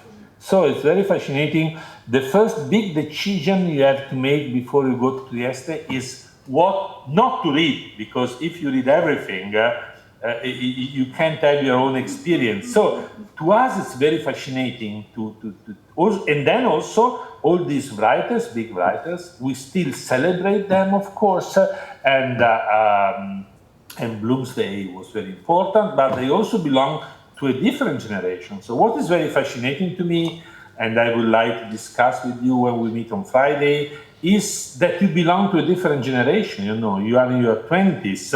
So to my generation, Joyce, Svevo, and Saba, these were the writers we studied at school. But then 40 years passed, and so today we can also have a different perspective. And I'm not saying that these big writers are not important today. Of course they are, and we celebrate them. But it's also very interesting, this renovation of perspectives that we have generation after generation. And so to me is also very fascinating. What are you interested in? What is your idea of travel? Of course we know that travel is different for the new generation. When we traveled, when I was a young traveler like you are now, for instance, we used to spend long period abroad, and in this long period abroad, it was impossible, just to mention one big difference, to have a connection with people home. So travel was a moment of segregation, of distance. We went abroad to lose some contacts, with your own community. Today, thanks to the new technologies, the contact with the own community are continuous, Maybe in this moment, some of you have posted on Facebook, and your family, we are listening to a very boring professor, and your family at home are reading your post, and they know where you are in this moment. This, for instance, is a big difference. Or think, for instance, about Instagram and selfie culture. I'm not in favor or against it, but it's a big difference. 10 years ago, 15 years ago, the selfie was not technically possible because there was no camera on the smartphone to make it. The frontal camera, I think, on the iPhone is something like 2012 or something like this. It means 10 or 15 years ago. So even something that is so normal to us like the selfie, it's something that did not exist before. Just to mention the fact that another very interesting aspect is this generational idea of travel and the fact that travel is continuously renovating the perspective. Sometimes I don't understand the way young people travel, but I do not criticize, It's logic that a man in his 60, I'm 58, but close to 60, and it's normal that a man in his 60 cannot understand young people. So it's very healthy. It's very good that new things are created every day and the world is constantly renovating it. But nevertheless, travels remain. I'm not asking your age, Giovanna, you're much younger than me, and so that's it. But it's also very interesting to me, instead of most old people, they criticize, but to me it's also very fascinating to see the creation of new things. But what is very important, we also mentioned, for instance, the presence of women that was not so normal in the past, and it's another new thing. What is very interesting to me is to notice that the travel still remains crucial. Travel and tourism are a central experience for this generation, as it was 50 years ago. Now it's we will discuss some anniversary on Friday morning. One that is about my contribution, my paper is about Interrail, 50 years of Interrail. But just to mention another one, it was also 50 years of EP Trail, for instance, in 1972. many young hippies went to India with these strange vehicles and the combi and so on. And so we, because that was my generation, we were very fascinated by these distant and exotic countries. We wanted to be different. We wanted to see new philosophy. Now the hippie trade is just a memory, you know. But for instance, the van culture is very alive. And just to say what, in the end, to say that travel remains a central point, a focus in our experience, and it is not the same as it used to be when we founded the School of Travel, 2005. It's already different, but it is central and crucial as it was 20 years ago when we founded the school, or as it was 50 years ago when we had the Interrail and the EP trade. So I'm very happy about this because it's some kind of permanent legacy, generation after generation. I can't imagine one generation in the last, say, 3 centuries or even more when travel was not central. Even if you go back to 18th century, that it's a lot of time ago, then you find the Grand Tour. That, of course, it's a completely different experience. Not better or worse, but it's different. But then, for the young British noblemen, travel was central and is important as it is to you today. So it's a bit difficult to understand among different generations, but it's normal, you know, it always happened. But we can celebrate together this common passion for travel and tourism that is a permanent legacy and is a connection among us. So we share this. Thank you very much, Claudio. Asking the participants, you forgot to mention a very important storyteller from Trieste. She's sitting close to me here. She will be the next speaker. She's Chiara Marchi, Miss Claire on Instagram. I'm so sorry. I'm so sorry. She comes from Trieste, so I invited her to join La Scuola del Viaggio when we will be there, of course to say hello or for a cup of coffee with us. But I want to ask the participants if they will have any questions for you. I would be very happy, you know. Remember that he will be with us on Friday. Friday. Claudio will be with us on Friday. So it was a very short presentation, and you will be seeing him. Claudio will be here, and I think it will be a very good opportunity to ask questions at that time. If there is nothing urgent, I think you agree about that. So Claudio, it's just a theoretical coffee break for you. For us it will be the real coffee break. And we thank you so much for your presentation, as usual. Thank you. It will be my pleasure to meet you on Friday, so really. I'm really waiting for it. Thank you. You can see the travel book of my library here, so my huge collection of travel books. We can discuss also about this. Thank you very much. Enjoy your time. Thank you. Sorry. Ecco qua, Chiara. Nice to meet you. Ciao, Chiara. You have to check on my Instagram immediately because I come from Trieste. You know Joyce, you know all the writers. You don't know nothing about me. No, Who is this Joyce? You know, who is this Joyce? I don't know. I know nobody. Nobody. Thank you, Claudio. Ciao, Chiari. Thank you. Okay, nice. So we will be having the coffee break right now. I think so, yes. So we will be having a short coffee break and to open our eyes, to shake a bit, and then we go ahead afterwards with other 2 presentations. One will be Chiara Marchi, Miss Claire, and the other one will be Antonella Nonino. Thanks.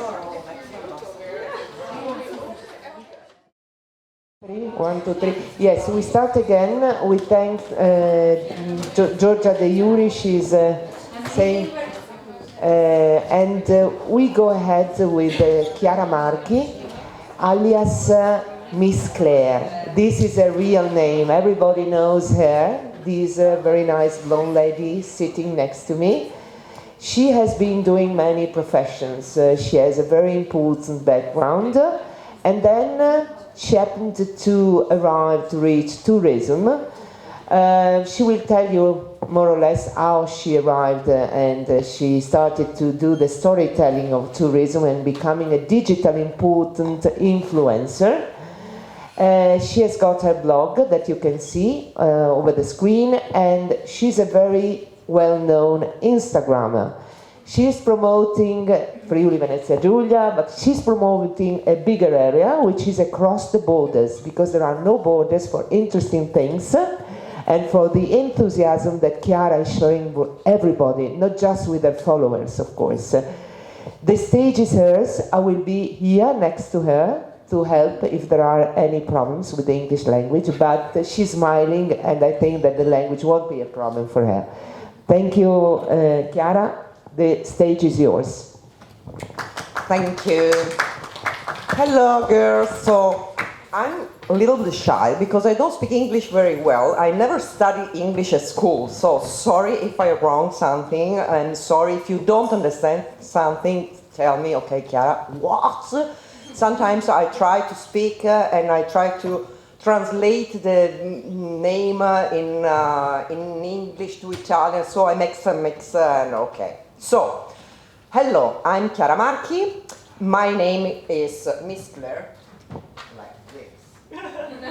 Okay, because all the people know me like and call me Miss or Miss Claire, Miss Claire. Now it's very difficult to explain because Miss Claire starts because I say, okay, I want to like a name international, and I say, okay, Chiara, sometimes it's too difficult, so Miss Claire is my name that translate, but it's a funny question that I don't know if I try to explain, because in my slang, in my dialect, sclero, what does it mean when you start to crazy, you know? And so it's like a perfect mix about myself. I don't know if you understand, but I have 43 years old, and I born in Trieste. I work, I don't want to speak about all my study and my job because I make a lot of things. So if you are interested, you check on my LinkedIn and you see my CV. And I don't put everything because I make like 45 works in my life. I make pizza, driving, you know come si dice? Delivering, yes. I work in a bar. I make a lot of job. I'm like ex-flight attendant, and I work 15 years on the coffee, for the green coffee. I work for a company that is like import-export of coffee because in Trieste it's a very big port, and I make like startup of a roaster of one small roaster of coffee in Trieste. And so I'm right in the middle of my life when I was 35 years old, and I say, okay, I have one Facebook page that's called Miss Claire, that I opened in 2012 for hobby, because I am in my job, I travel a lot for job, and I work for the Horeca, so hotel, restaurant, and I'm sell coffee for this hotel and restaurant, very like high quality. And all of my friends always ask me, Chiara, I have to go in Rome, where I have to go to for eat, where I go to the hotel, and always I make like advertising, but for free. And always I stay on the phone and I check and I write, okay, you have to go here, you go to make this experience. And then one time I say, okay, I have enough, so it's better that I open one Facebook page and I put in my Facebook page what I like it. And if my friend want to know where go, check on my Facebook page. But it happened that this Facebook page grew up a lot with the followers, you know, speak about like 10 years ago, and it's very easy to grow up on the Instagram, on the social. And I meet one guy that asked me if I want to sell this page of him, because he want to buy my page when I was like 50,000 followers on Facebook. And because the work of him is buy the Facebook page that have a lot of followers, for send to a company, change the name, and start to a company that have a bigger follower inside of this page. And I say, no, I don't want to save my page. It's like my hobby, and I don't want the money. I don't need the money. So I return back at home and I say, Jesus, he want to give me 33,000 euro for one page of Facebook. It's totally crazy. It's crazy market that I don't know nothing about it. And so I said, maybe I have something in my hand. Maybe I can make something with myself, and I start to grow to this. And I make a check on Friuli Venezia Giulia, because I write in my blog about the Mitteleuropa. Mitteleuropa is like a territory, not geographic. It's like the ex-empire of Austro-Hungaric Empire. So I write about the excellence of Slovenia, Croatia, northeast of Italy, and a little bit Serbia. And I say, okay, he won't buy me this page, but maybe I can grow up about this. And I make a check on the web, and I see that there isn't the blogger, there is nothing about this area.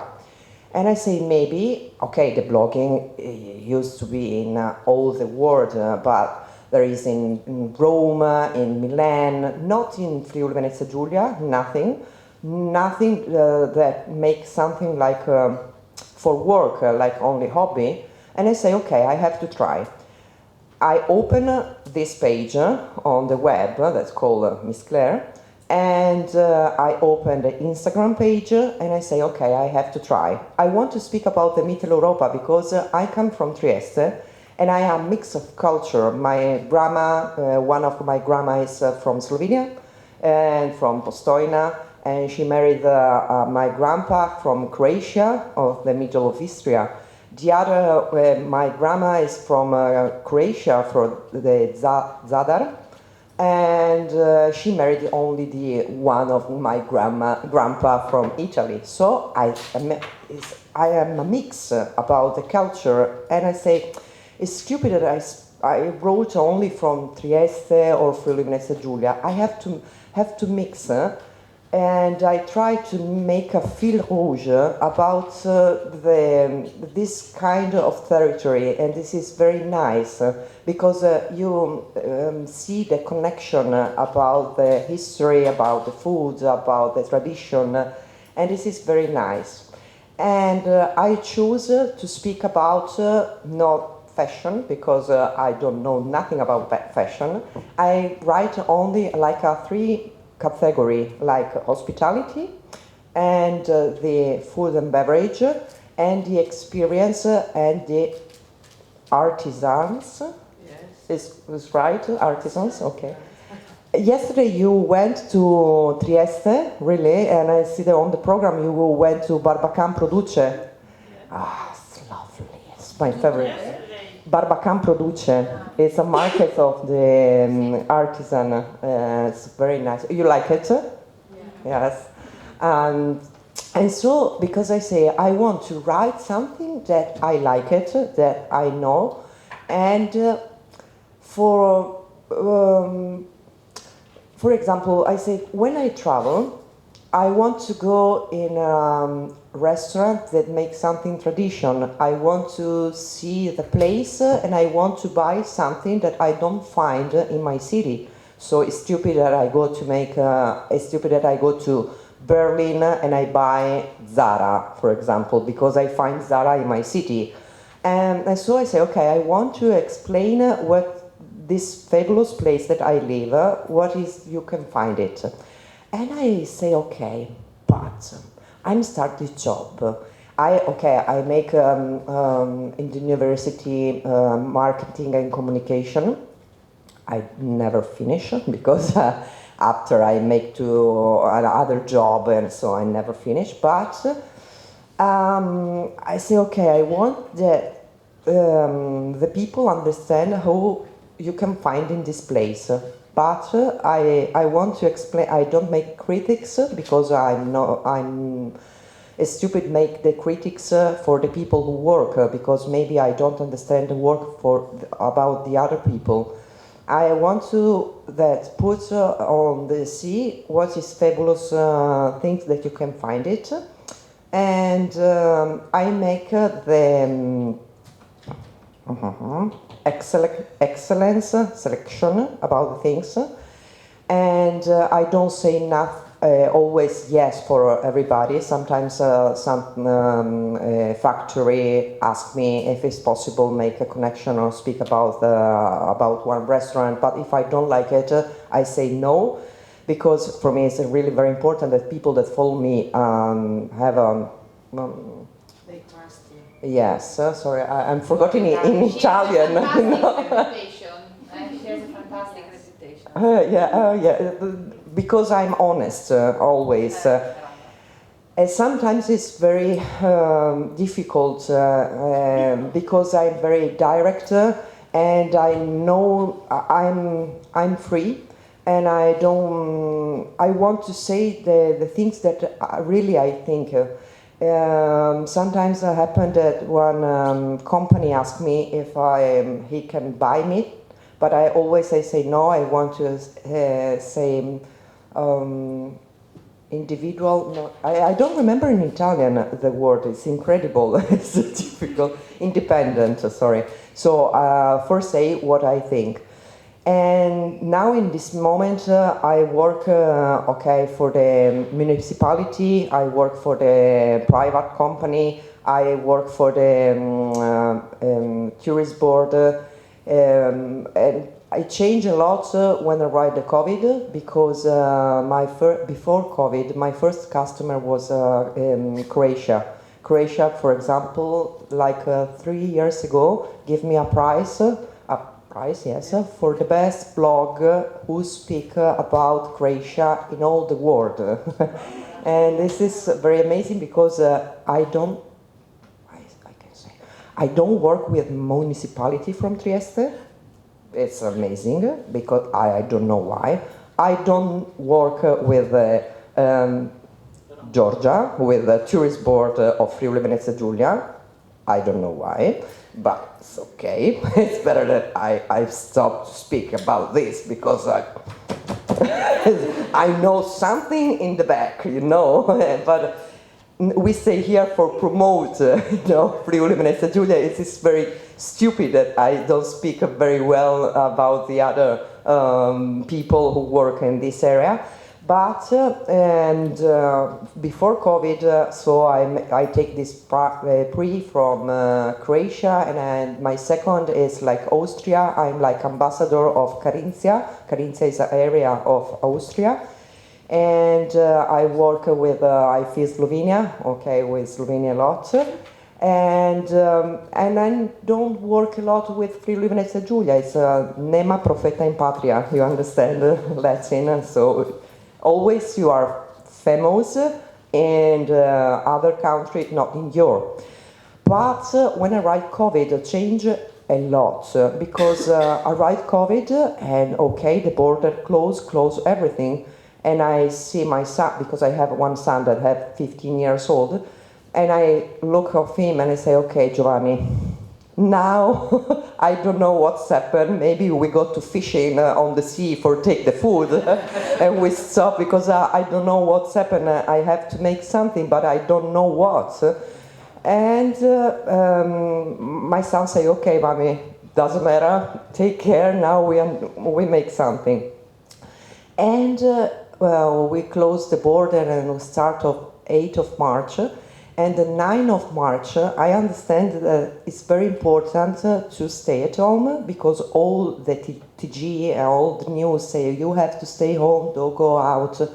And I understand this, and I say, okay, I have 19,000 followers on Instagram, in Facebook more because I grew up on Facebook, so I have 75,000 followers on Facebook and 200,000 view on my web. And I say, okay, maybe I can help and make something. So in the day after the 8th of March, I start to say, I make the stories and I say, okay, you have to stay home and you have to buy something special food and something for the region. And I understand the importance about the economy of my territory. And I say, okay, my first customer is Croatia, okay, the second is Austria and Slovenia, and I never speak, never speak a lot about Friuli Venezia Giulia, but I live in Trieste, and it is very important, the economy of my territory stay, and grow and don't go down. So I'm start to make the stories. I say, if you are a little farmer, if you you can send your product in the Friuli Venezia Giulia, contact me and send me an email. So have an explosion. Really, it's amazing. I receive a lot of mail about the small farmer producer, about the cheese, the ham, the wine. Everything. I say, oh Jesus, how many things I have in Friuli Venezia Giulia? It's incredible. I never see this. But I can't. I say, okay, I make an Excel and I put all the name, the category, what is sale, and contact about the mobile, because sometimes this small farmer don't have the Instagram. Okay, they have the private Instagram, but before COVID, you understand, nobody have like this social. And so I write the telephone number private, about this farmer. And the farmers start to really work a lot. And the people who follow me, that before I doesn't understand this. I check the list. And you check the list? Really? Because I knew you were so good, and I said, if she indicated this and this from the area, we can trust. Thank you. I'd never know this. And so it's incredible because a lot of people, for example, that follow me to, for example, Milan, because live in Trieste and after go to live in Milan, in Rome, in other country for work, look my Instagram page for see what's happened and grow in Friuli Venezia Giulia. For example, these people that have like 40, 15 years old have the father and mother live in Trieste, but the father and mother was like old, have 70, 80 years old, and he don't know where go to make the shop. So the son or the daughter called the farmer to Milan, New York for order and send. It's really very amazing, and this is like blooming very quickly. And one follower of me, she started to help me. I never meet her. I check her. She asked me, if you want a help, I can help you. And so I send all the dates to her, and she puts in this Excel. And every 12 hours, I have to refresh, update this Excel, and I put on my website. And I arrived a lot of things, a lot of people. And I don't ask the money for the factory because it's like emergency moment, so I don't want to make this for money. It's only for help the economy, for help the people who have to stay at home and take the food, and it's indifferent. And the farmer and the producer, for say thank you to me, start to send me at home a lot of things. And I never buy nothing for 40 days. I never go to make a shop. And I live in an area like I have the house and a lot of family that like 25 families stay behind of me. It's like a Nordic, house with a little bit of garden.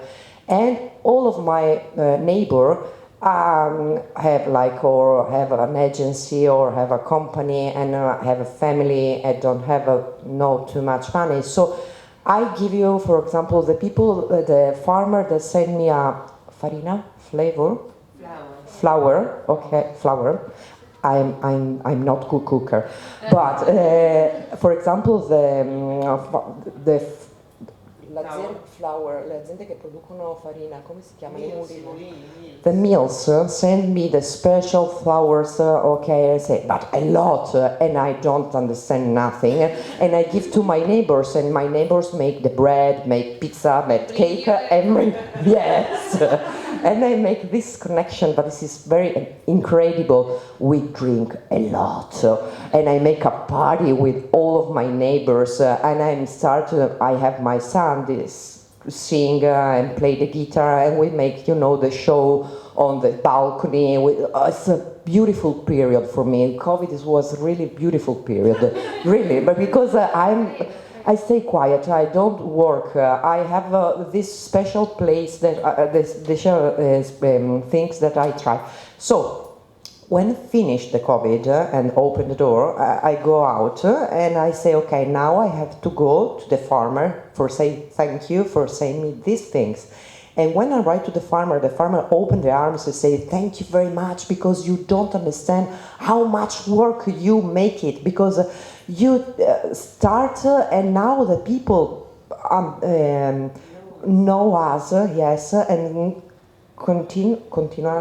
continuous, yes, to buy, and this is yes, and so this is really very crazy, because I say, okay, now I understand where I live, I understand which is my territory of Friuli Venezia Giulia, and after COVID, maybe I went 2 times in Austria, 2 times in Croatia, and 2 times in Slovenia, but I work only in Friuli Venezia Giulia, because I see when you live in a place, you know something, but not all, because always it's better when you see, when you go out, you see the beautiful place, and always you compare about your territory, say, okay, but my house, no, it's not very good, look, this is better than what I have, but because maybe you don't go inside, you don't want to know about your territory. And so I understand that I live in a fabulous place, that with my car I'm arrived in 2 hours and a half to the mountain. I love skiing, I love mountain, I have the sun, and if I want, sometimes I go to make a ski. Oh, Jesus. I go to make a ski in the morning, and in the afternoon I'm arrived to the sea. It's very incredible. And for the people who, for example, that live in Argentina or in the big place, don't understand this, because say, Jesus, it's very incredible that you take the car and you can check it and you make it everything in one day. And so I work for this, and I work only for the small farmers, smaller artisan, because, for example, Nespresso called me for ask me if I make like cooperation, because Nespresso open one bar in Trieste, and he check, okay, in Friuli Venezia Giulia I'm the bigger blogger, but because I'm the first one, and so when you have a match and you play with yourself, you are right for the first one, okay, it's not very difficult, so, but Nespresso called me for say, okay, I wanted to make an advertising for us, because we open one bar in Trieste, and I say, no, I don't want to work for a big company, I don't want the big company that don't stay in my region, and I want to, because it's stupid that because I know that Nespresso non ha bisogno di me, io non ho bisogno, doesn't need me, because and I don't need Nespresso. For example, I have one friend of mine that she make the pool, she make craft. It's good, craft? Amalia? Knitted. Knitted, okay. And make this fabulous pool. And pool? Pool is swimming pool. Sweaters, yes. No problem, sweaters. Handmade. Sorry, okay. Handmade sweaters. And she make the fabulous things, and she tell me last year, okay, Chiara, I have to close because I don't have a lot of work. She is from Trieste. I said, Jesus, really? No, you make the fabulous things, you can close. We can try it, and we make a collaboration. I don't ask to her money, absolutely nothing. And I say, okay, we make like a capsule collection. Miss Claire, she called Soba. Soba in Slovenian is like a home, a room, yes. And I say, okay, we try, and we make like 10 pieces, like a capsule collection, and say, okay, we try it. And say, if you want, I can give the money for buy the wool, because I believe in you, in your work, because it's fabulous. We have to try. And so she make this, and I show this in my Instagram and stories. And she sell this 10 piece in like 12 hours. And after I write other order, and the people ask to her, I want one more. And now she don't have hands for work. And this is for me, this is the importance of my job. It's not work for the big company, but work for the small and that company, the small personal factory. And so that's it. I don't know. Now I have to make a video that you clap the hand of me. And so, 3, 2, 1. Ce l'ho fatta, grazie! Ce l'ho fatta brava? Bravissima. Hai capito qualcosa? Perfect, perfettissimo, bravissimo. Oh, sorry. Now I have to go to shower, you know. Do you have Sorry. any questions for Chiara? Yes, there is a question. Give you the microphone. Si capisce tutto? Perfetto, ma poi avere questo entusiasmo, poi si capiva benissimo. Thank you very much. I first want to say your English is perfect, so No, don't worry about that. I never studied school. It's perfect, so don't worry about it. Yeah, I was wondering in the beginning, the two of you said how people really trusted you as in your field, and I really wondered, like, how did you build this? Like, because you start from zero and then no one knows you. So how do you create this feeling to people, to your followers, of like you're a trustworthy person? Okay. When it's difficult to explain. It's a long story, because when I'm start the Facebook page. Okay, like for hobby, and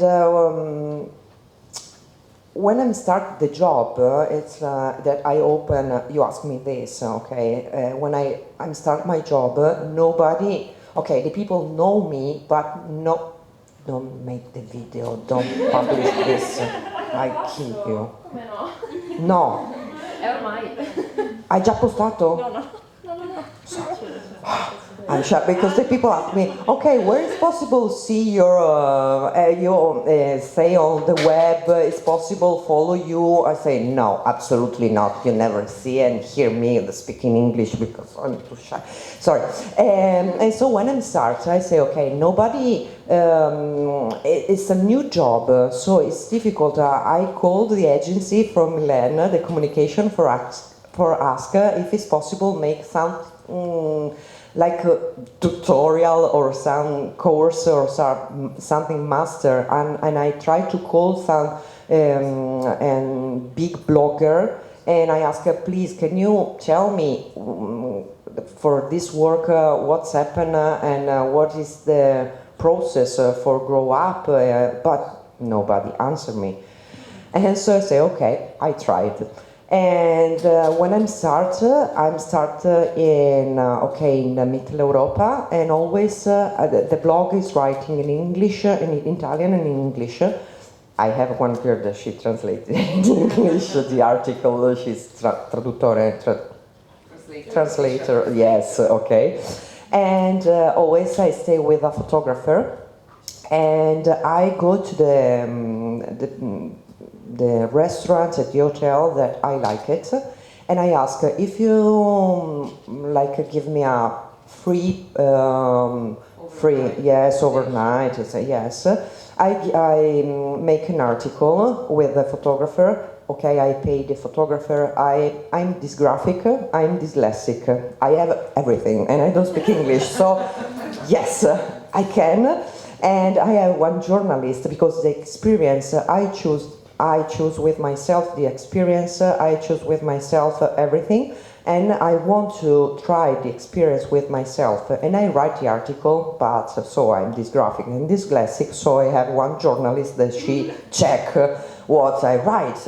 After I have the translator, and after I have the photographer. I have like 12 people that help me with my job, like a video maker, a webmaster, okay?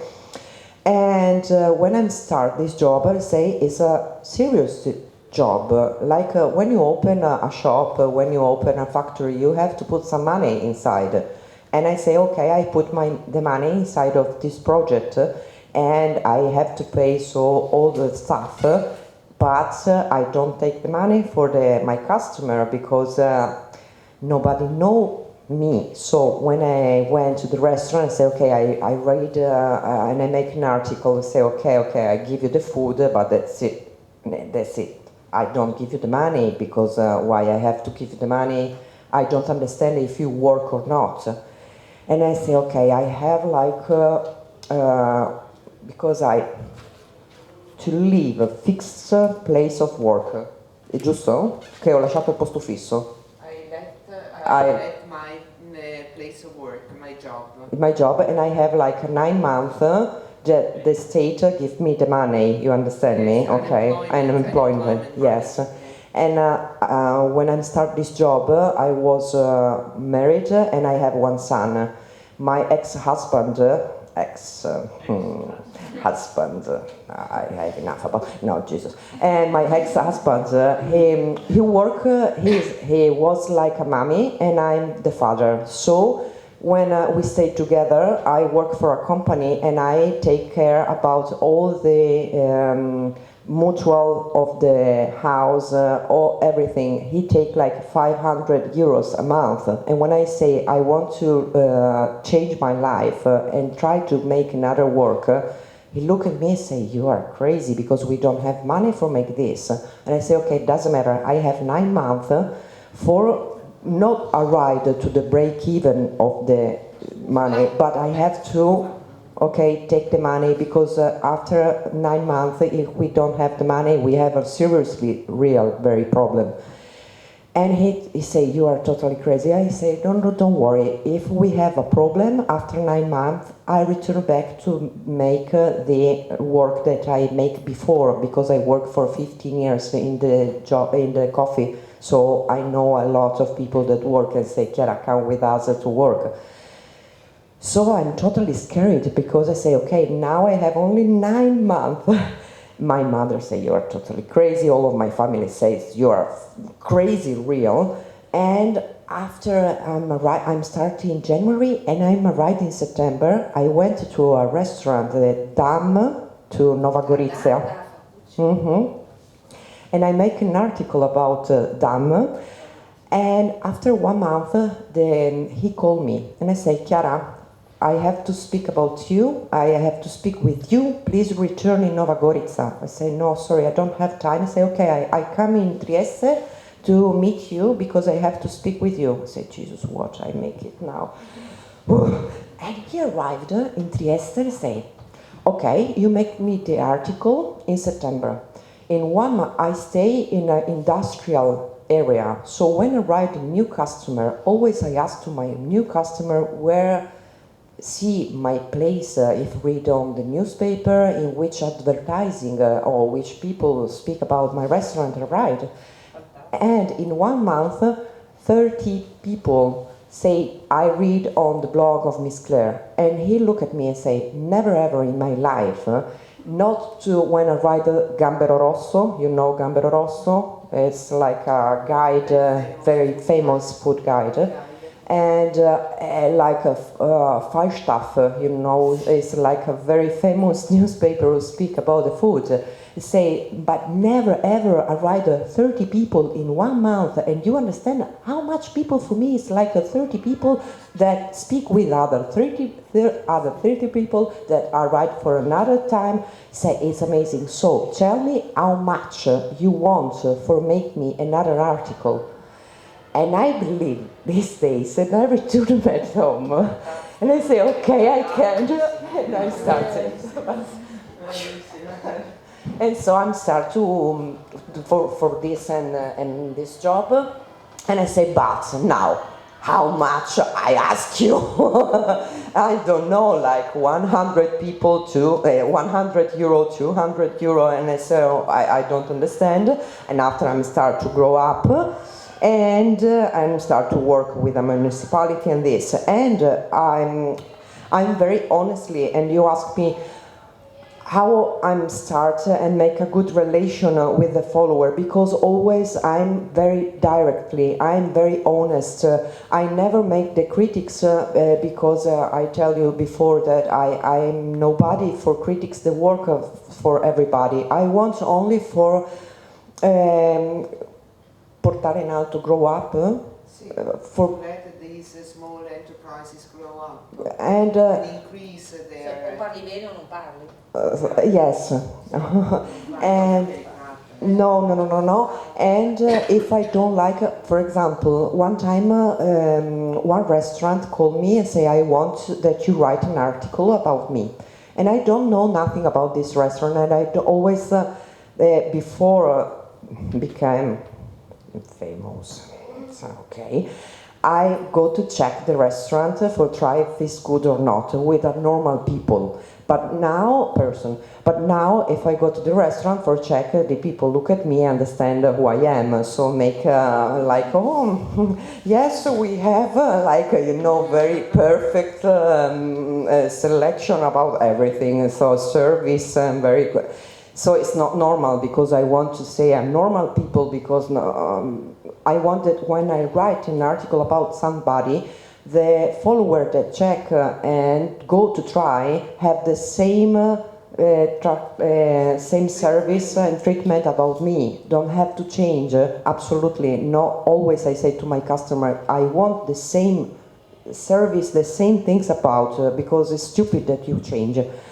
And one time, I don't have the time for go to check this restaurant, and I check on, okay, website, TripAdvisor, and I say, okay, it's nice. And I say, okay, I come to visit you, this is the price, and I make like, preventivo. I propose, okay, say, okay, yes, you come to me. When I'm a rider, really was a terrible, you know, say, okay, Jesus. And I say to him, I have to be honest with my followers. So if I have to be honest, I have to say that the service is not very good, is a little bit dirty, the dishes is not perfect. But you have to pay me for this. So it's better that you tell me how much cost I want to pay this lunch. Absolutely, I pay the lunch. If you want, we can meet in about 2 or 3 months. Depends what you want. If you change something, and if you change, I return back, and after we make an article. For this, not. And he changed. He understand, and he changed all the things that I said, and I return. And after he grew up a lot, now have 2 restaurants. It's my favorite place, and a lot of people go. Gioia in Trieste, yes. Gioia is behind of Italy. Behind? Italy. And so a lot of my followers go to Gioia, make the picture, make the tag, and so, and he worked a lot. But it's like because the guys, the chef and the owner was like 29 years old, but you understand when the people like the job and want to grow up. So yes, and I have a strictly connection with the follower. Always I answer to everybody, to all of them. I have like 300 messages every day, and I answer to all of my followers. If I don't have time, I send a vocal voice. Very quickly, if I drive the car, I say, okay, sorry, I don't have to ride because I drive the car, but I send you, and always, and so we have like a really very connection. So it's like it's incredible because sometimes I don't have. Always, I'm very ironic.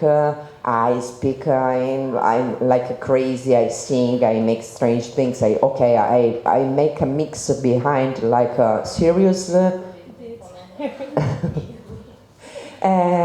make a mix, but I am very honest, and the people maybe understand this, and so we have a good relation. That's it. I think that you can be honest on the digital storytelling on the social as well, as Chiara was telling us. So she grew, even though she has always been honest to herself and to the small enterprises that they can grow. So I think it's a very good example to be followed. Honest, but also ironic.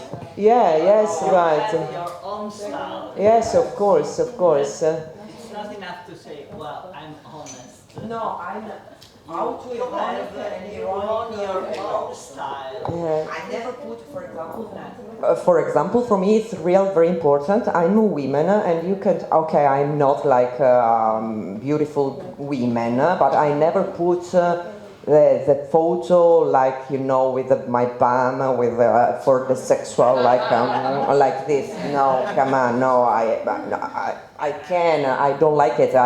I prefer make, you know, ironic or make like stupid things because the people have to smile, because we have a very strong life with all the people have the problem, all the people. I don't want to hear the problem for the other people. I don't, it's stupid that I make like me, like,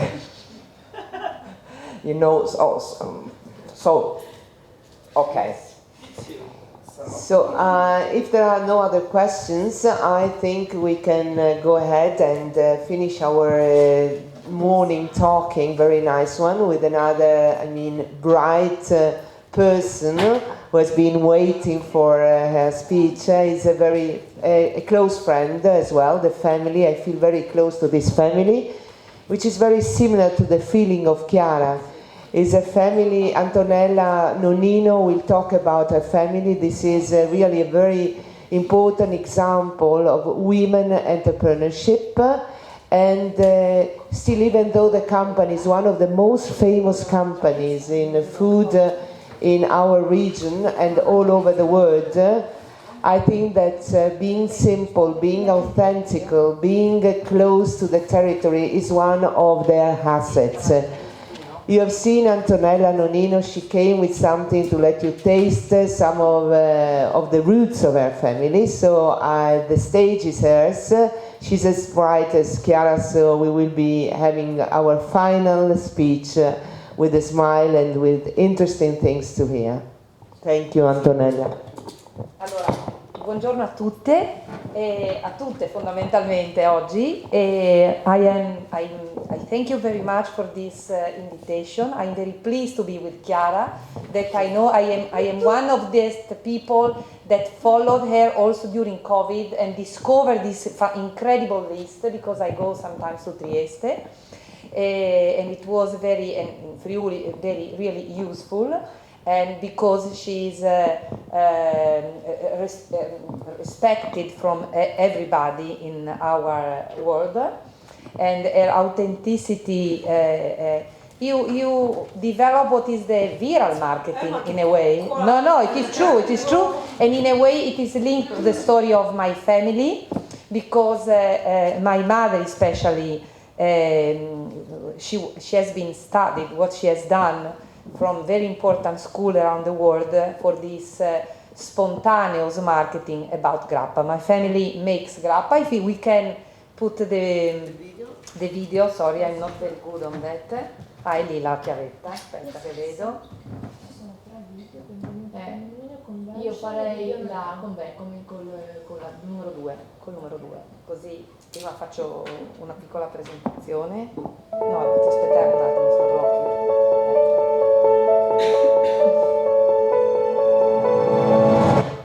Ecco, se lo blocchi, grazie. Perfetto, perfetto, thank you. Allora, I introduce myself. My name is Antonella Nonino, and my family produced grappa in Friuli since 1897. And this year we celebrate 125 years in distillation. So for us, it's a very important story. And the grappa, for hundreds of years, has been considered like a portable heater for countryside people in the northeast of Italy. But this was before my family came to prominence. This is linked to a beautiful, really important article that appeared on New York Times by Mr. Apple that explained a little bit our story. Chiara, Miss Claire already told you a little bit about this area. You are in Friuli Venezia Giulia. We are in the center of Europe, and in this moment is a very important point to underline, because we talk about Europe, we are part of Europe, and we hope that Europe will went on to bring and to develop the value for which has been created and put together all these popoli, che non so come si dice, together. I would like also to link to the speech that the presentation that Miss Claire already prepared for you, that in 2025 Gorizia and Nuova Gorizia will be the city of culture, of European culture, and this really the hope for, I think, everybody that today are here and not only here, is that really we will be a point of meeting of the different, si dice popoli? People, because this is a very difficult, absurd moment in our life. And this Central Europe, in a way, is also a part of the story of the Nonino family, because in a big impulse to the production of grappa was the support arrived from Maria Teresa d'Austria, so the Austrian-Hungarian Empire. It is part of our story. Grappa, it is the typical and traditional spirit, especially of the region of the north and especially northeast of Italy.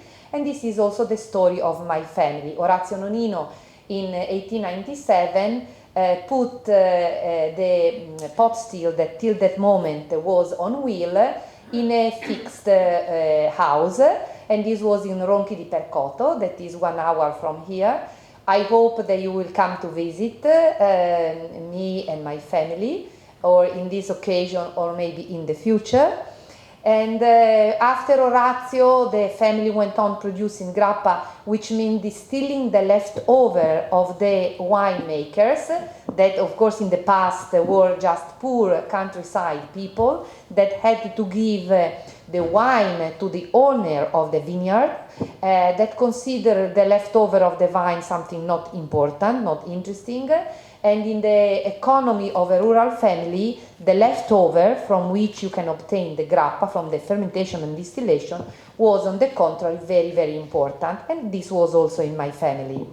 And our story had the important turning, even if we had already a very good reputation for the grappa Nonino, the grappa that my grandmother and my grandfather produced before Orazio and then FVG and then Antonio and Silvia. But the turning point arrived when my mother entered the family because she married Papa. She started to work in the distillery. She had to live with his mother-in-law, Silvia Nonino was a very, very small but strong woman, and so she started to help Papa in the distillery. She fell in love with his work, and especially with the grappa that he produced, and she was very disappointed because she realized that anytime she was invited, we live in a village, no, Pecotto, and anytime she was invited in Udine, in the city, she brought as a present the grappa that Papa distilled. But the grappa was always considered something not elegant, not rough, so not to offer in a nice convention. And always people drink cognac, whiskey, vodka, fruit distillate, never the grappa. So La Mamma with Papa, she said, we must do something special, we must find a way to improve more and more the quality of our grappa. And of course I cannot summarize an entire life now in few minutes, but the revolutionary idea arrived in 1973 when, after 10 years of experiments, they had the idea of distilling a single variety of leftover wines, and they created the grappa monovitigno. So you have to consider that in the story of grappa has been always the traditional spirit of North Italy, Alpine area especially, and distilled from different leftover wine mixed together, because in the tradition white variety had to ferment, and so the red variety that ferment partly in the wine can help the fermentation of the white. And Giannolo and Benito Nonino had the idea to distill, instead of mix leftover, single variety, monovitigno. Monovitigno means a single variety of vine, in order to bring in the grappa Nonino, monovitigno, the characteristic, the flavor, the smell of the vine of origin. And they started with the grappa monovitigno Piccolite. About the Piccolite I must also add a few details, because when La Mamma went to the winemakers asking from the single variety of Piccolite aside from the other, all these men said, you are crazy, of course, in the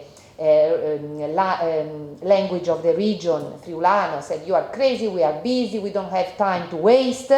And so La Mamma, with I think a feminine skill, she had the idea to ask to the wife of this wine producer, asking, you put aside the Piccolite leftover for me, I want it fresh, because in order to have high quality grappa we need fresh leftover, and I pay this leftover, vinaccia we say in Italiano, pomas or marc in French, or tresda in German, I will pay 15 times more the kilo than the mixed one. And so the wives that at that time didn't have, they didn't have the possibility to have their own money, even if they worked very hard, they helped La Mamma, but she always remembered that when she made the first distillation and she invited 1st December 73 these wives, arrived their husband to celebrate.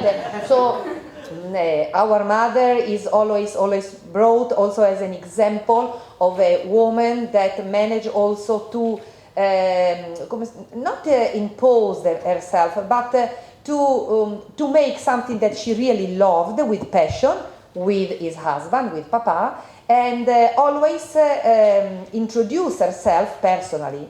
In fact, when Chiara underlined the importance of having a direct contact, this is something I grew up with since I was a girl, because we are a family business. We are 3 sisters, my sister Cristina, Elisabetta, and me. And now there is also the daughter of Cristina, Francesca, that she's working with us. We are still a family business. Papa and Mama are still there, giving all the, come si dice, they are really the chief, sono ancora loro i grandi capi.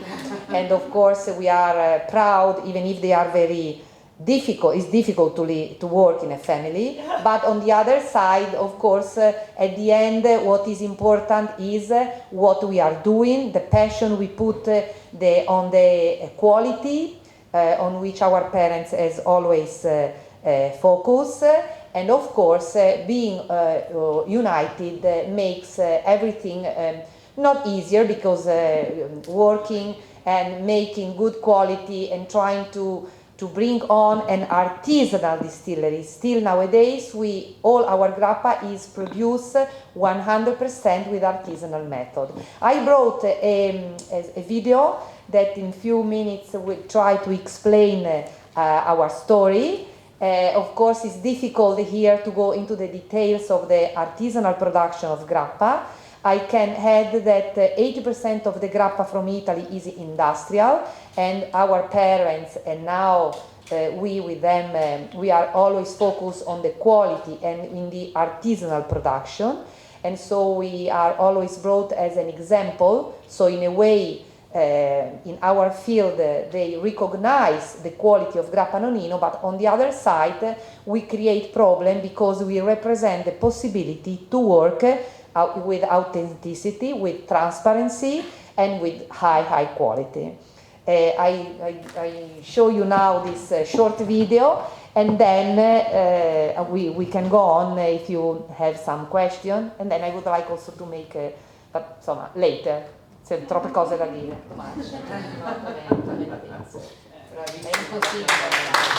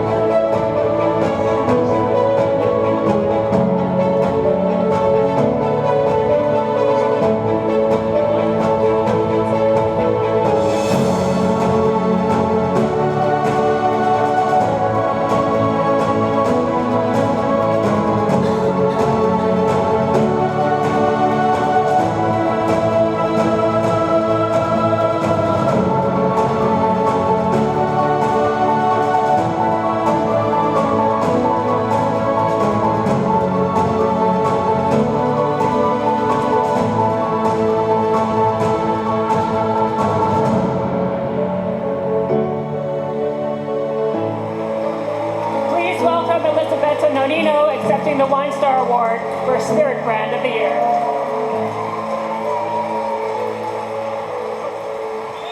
This honor has taught us that love, passion, and energy you put in your job today will be well worth it tomorrow. Thank you very much.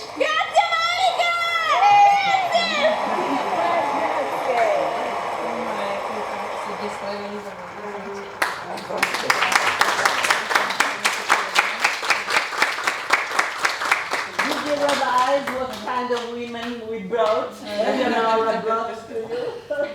You need to put it on it. And this video is, we are updating the video because as we are talking about social, you have seen in this video there is Francesca that I introduced you a few minutes ago. That is the new generation nonnino. She started to follow and to create and support the social in nonnino, and she is obtaining very, very important results. In fact, she has been nominated influencer della grappa because in the nonnino she managed to storytelling the grappa, how we produce the grappa, all these details that are not so easy to, of course, to explain.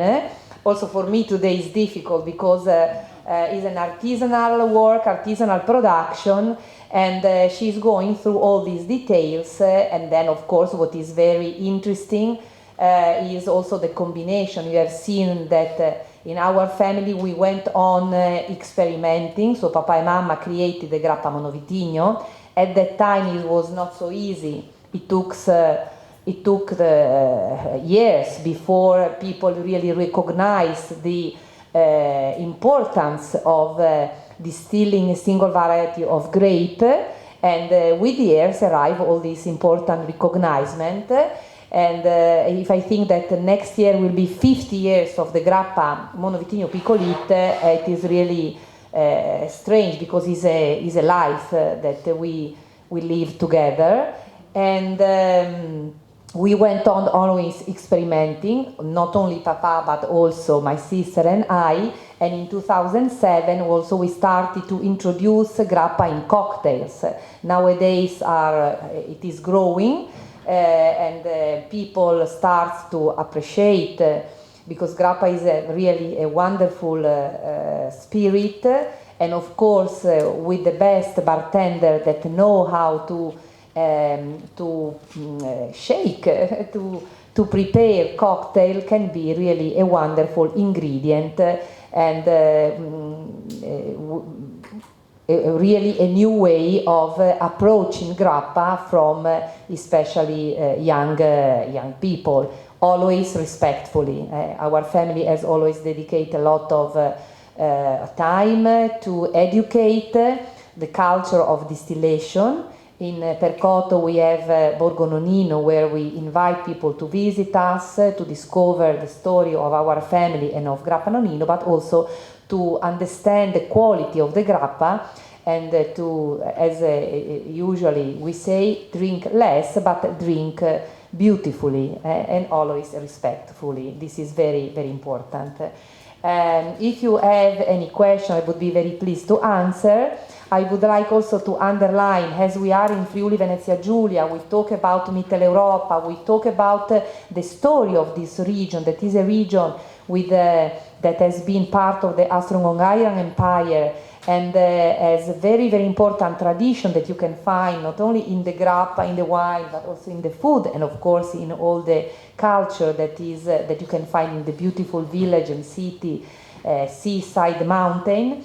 Our parents, we are very proud because our parents in 1975 established a prize to underline the value of the rural culture, and this has been very important also for the grappa, because grappa that was considered a poor distillate, our parents were very proud of what they were producing, very proud of their grappa, so they ennobled the Grappa Nonnino, creating the monovitigno, but also establishing this prize that in times when talking about rural culture and saying that you are from a rural village was considered something not to be proud of.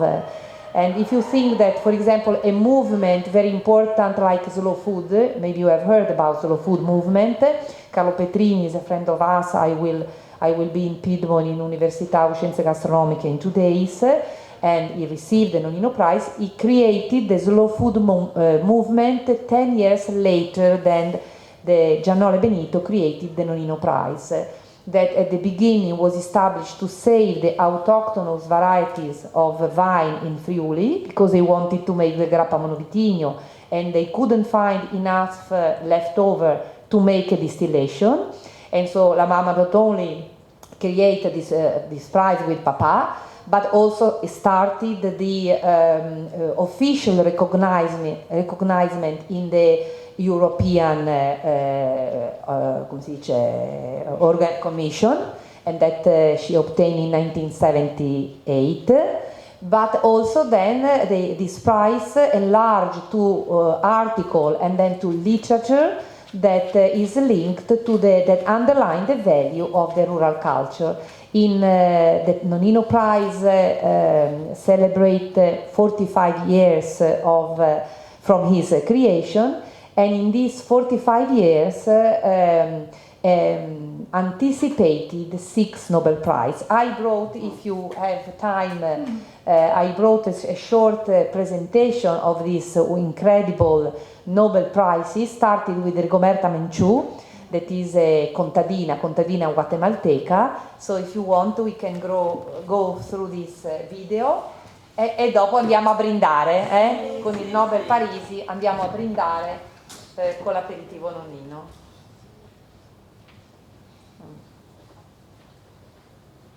So next video, Nonnino Nobel? Sì, io farei direttamente lì, se no non finiamo più.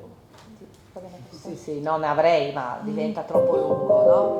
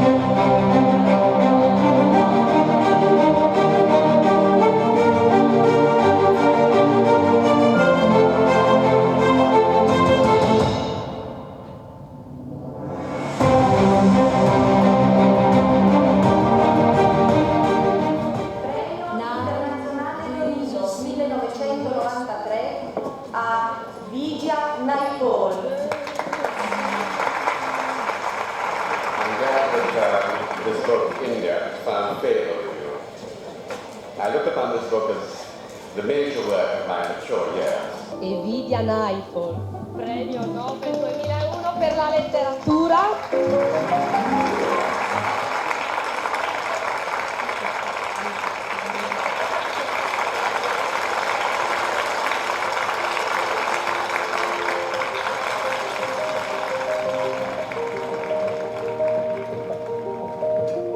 La giuria del premio Nonino, presieduta da Claudio Magris, ha assegnato all'unanimità il premio internazionale Nonino 2004 a Thomas Tranströmer.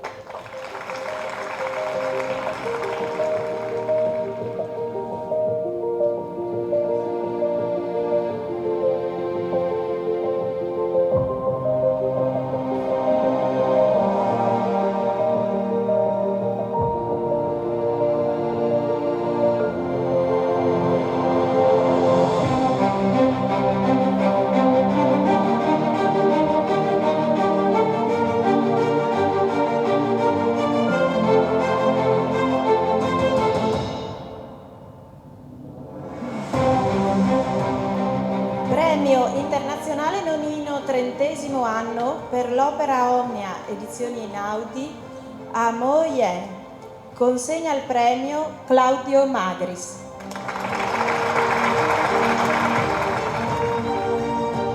我十分荣幸地获得了诺米诺国际文学奖，这个来自文明古国意大利的文学奖励，让我感到格外高兴。中国有句俗话叫做有缘千里来相会，我跟诺尼诺家族文学奖的缘分，其实从10几年前就已经开始了。1992年，我出版了一部备受争议的长篇小说《九国》。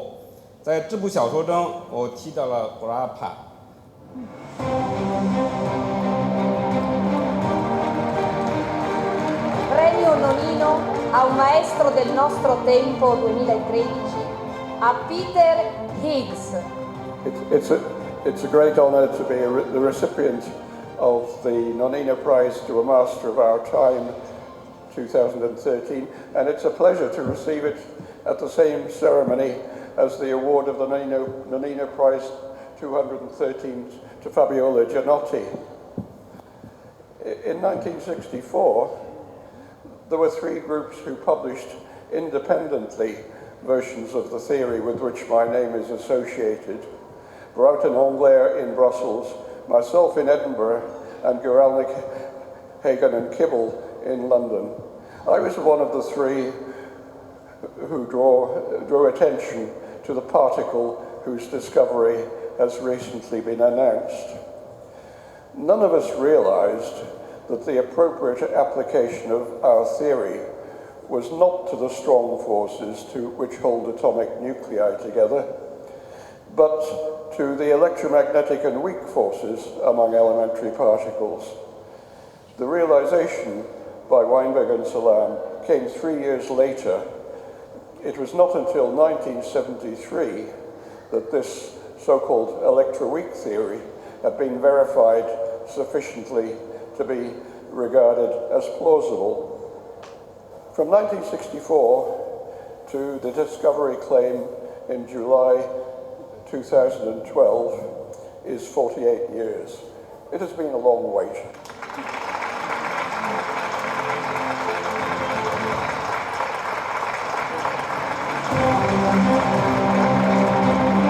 Premio Nonino, 30° anno, a un maestro italiano del nostro tempo, a Giorgio Parisi.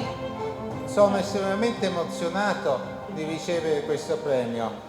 Non è solo un riconoscimento a quello che ho fatto, ma penso che sia anche un riconoscimento al fatto che la fisica, le scienze stanno diventando sempre più parte della cultura e in questa vecchia separazione che c'è in Italia fra le 2 culture stia finendo, grazie anche all'attività del premio Nonnino.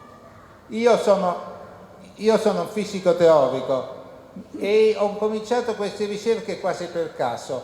Cercavo un'altra cosa e mi sono incominciato a interessarmi di un problema che era francamente un po' esoterico. Per 4 mesi sono stato sbattendo la testa verso un muro di gomma che quasi non sentivo. Dopo 4 mesi ho acchiappato il bandolo della matassa e sono riuscito a risolvere questo problema. Però dopo la soluzione non capivo quello che avevo fatto. La matematica che avevo utilizzato era una matematica un po' stravagante che i matematici, quando gliela raccontavano, sorgevano il naso. Dal punto di vista dei fisici, i fisici dicono sì, ma questo che vuol dire? E solo dopo molti anni, con l'aiuto di tanti colleghi, siamo riusciti a capire qual era il significato profondo di quello che avevo fatto e come scoperta, ma del tutto inaspettata, abbiamo visto che si trattava dell'inizio della teoria dei sistemi complessi nella fisica. Allora, perché vi racconto questo? Vi racconto questo non tanto per il fatto in sé, ma quanto per farvi rendere conto che molto spesso vi sono delle ricerche che sono completamente dominate dalla curiosità. Io ho fatto quello che ho fatto perché ero curioso di capire un piccolo particolare. Poi, una volta che quel piccolo particolare si capisce, se quel piccolo particolare è importante, a volte capita, a volte no, quello che si ottiene ha un enorme interesse. Quindi queste ricerche sono essenziali per il Paese, ma sono essenziali anche proprio per un motivo più di base, di democrazia. Io credo che l'essenza della democrazia si misuri nella capacità che lo Stato sia in grado di dare in maniera uguale a tutti la possibilità di sviluppare le proprie capacità.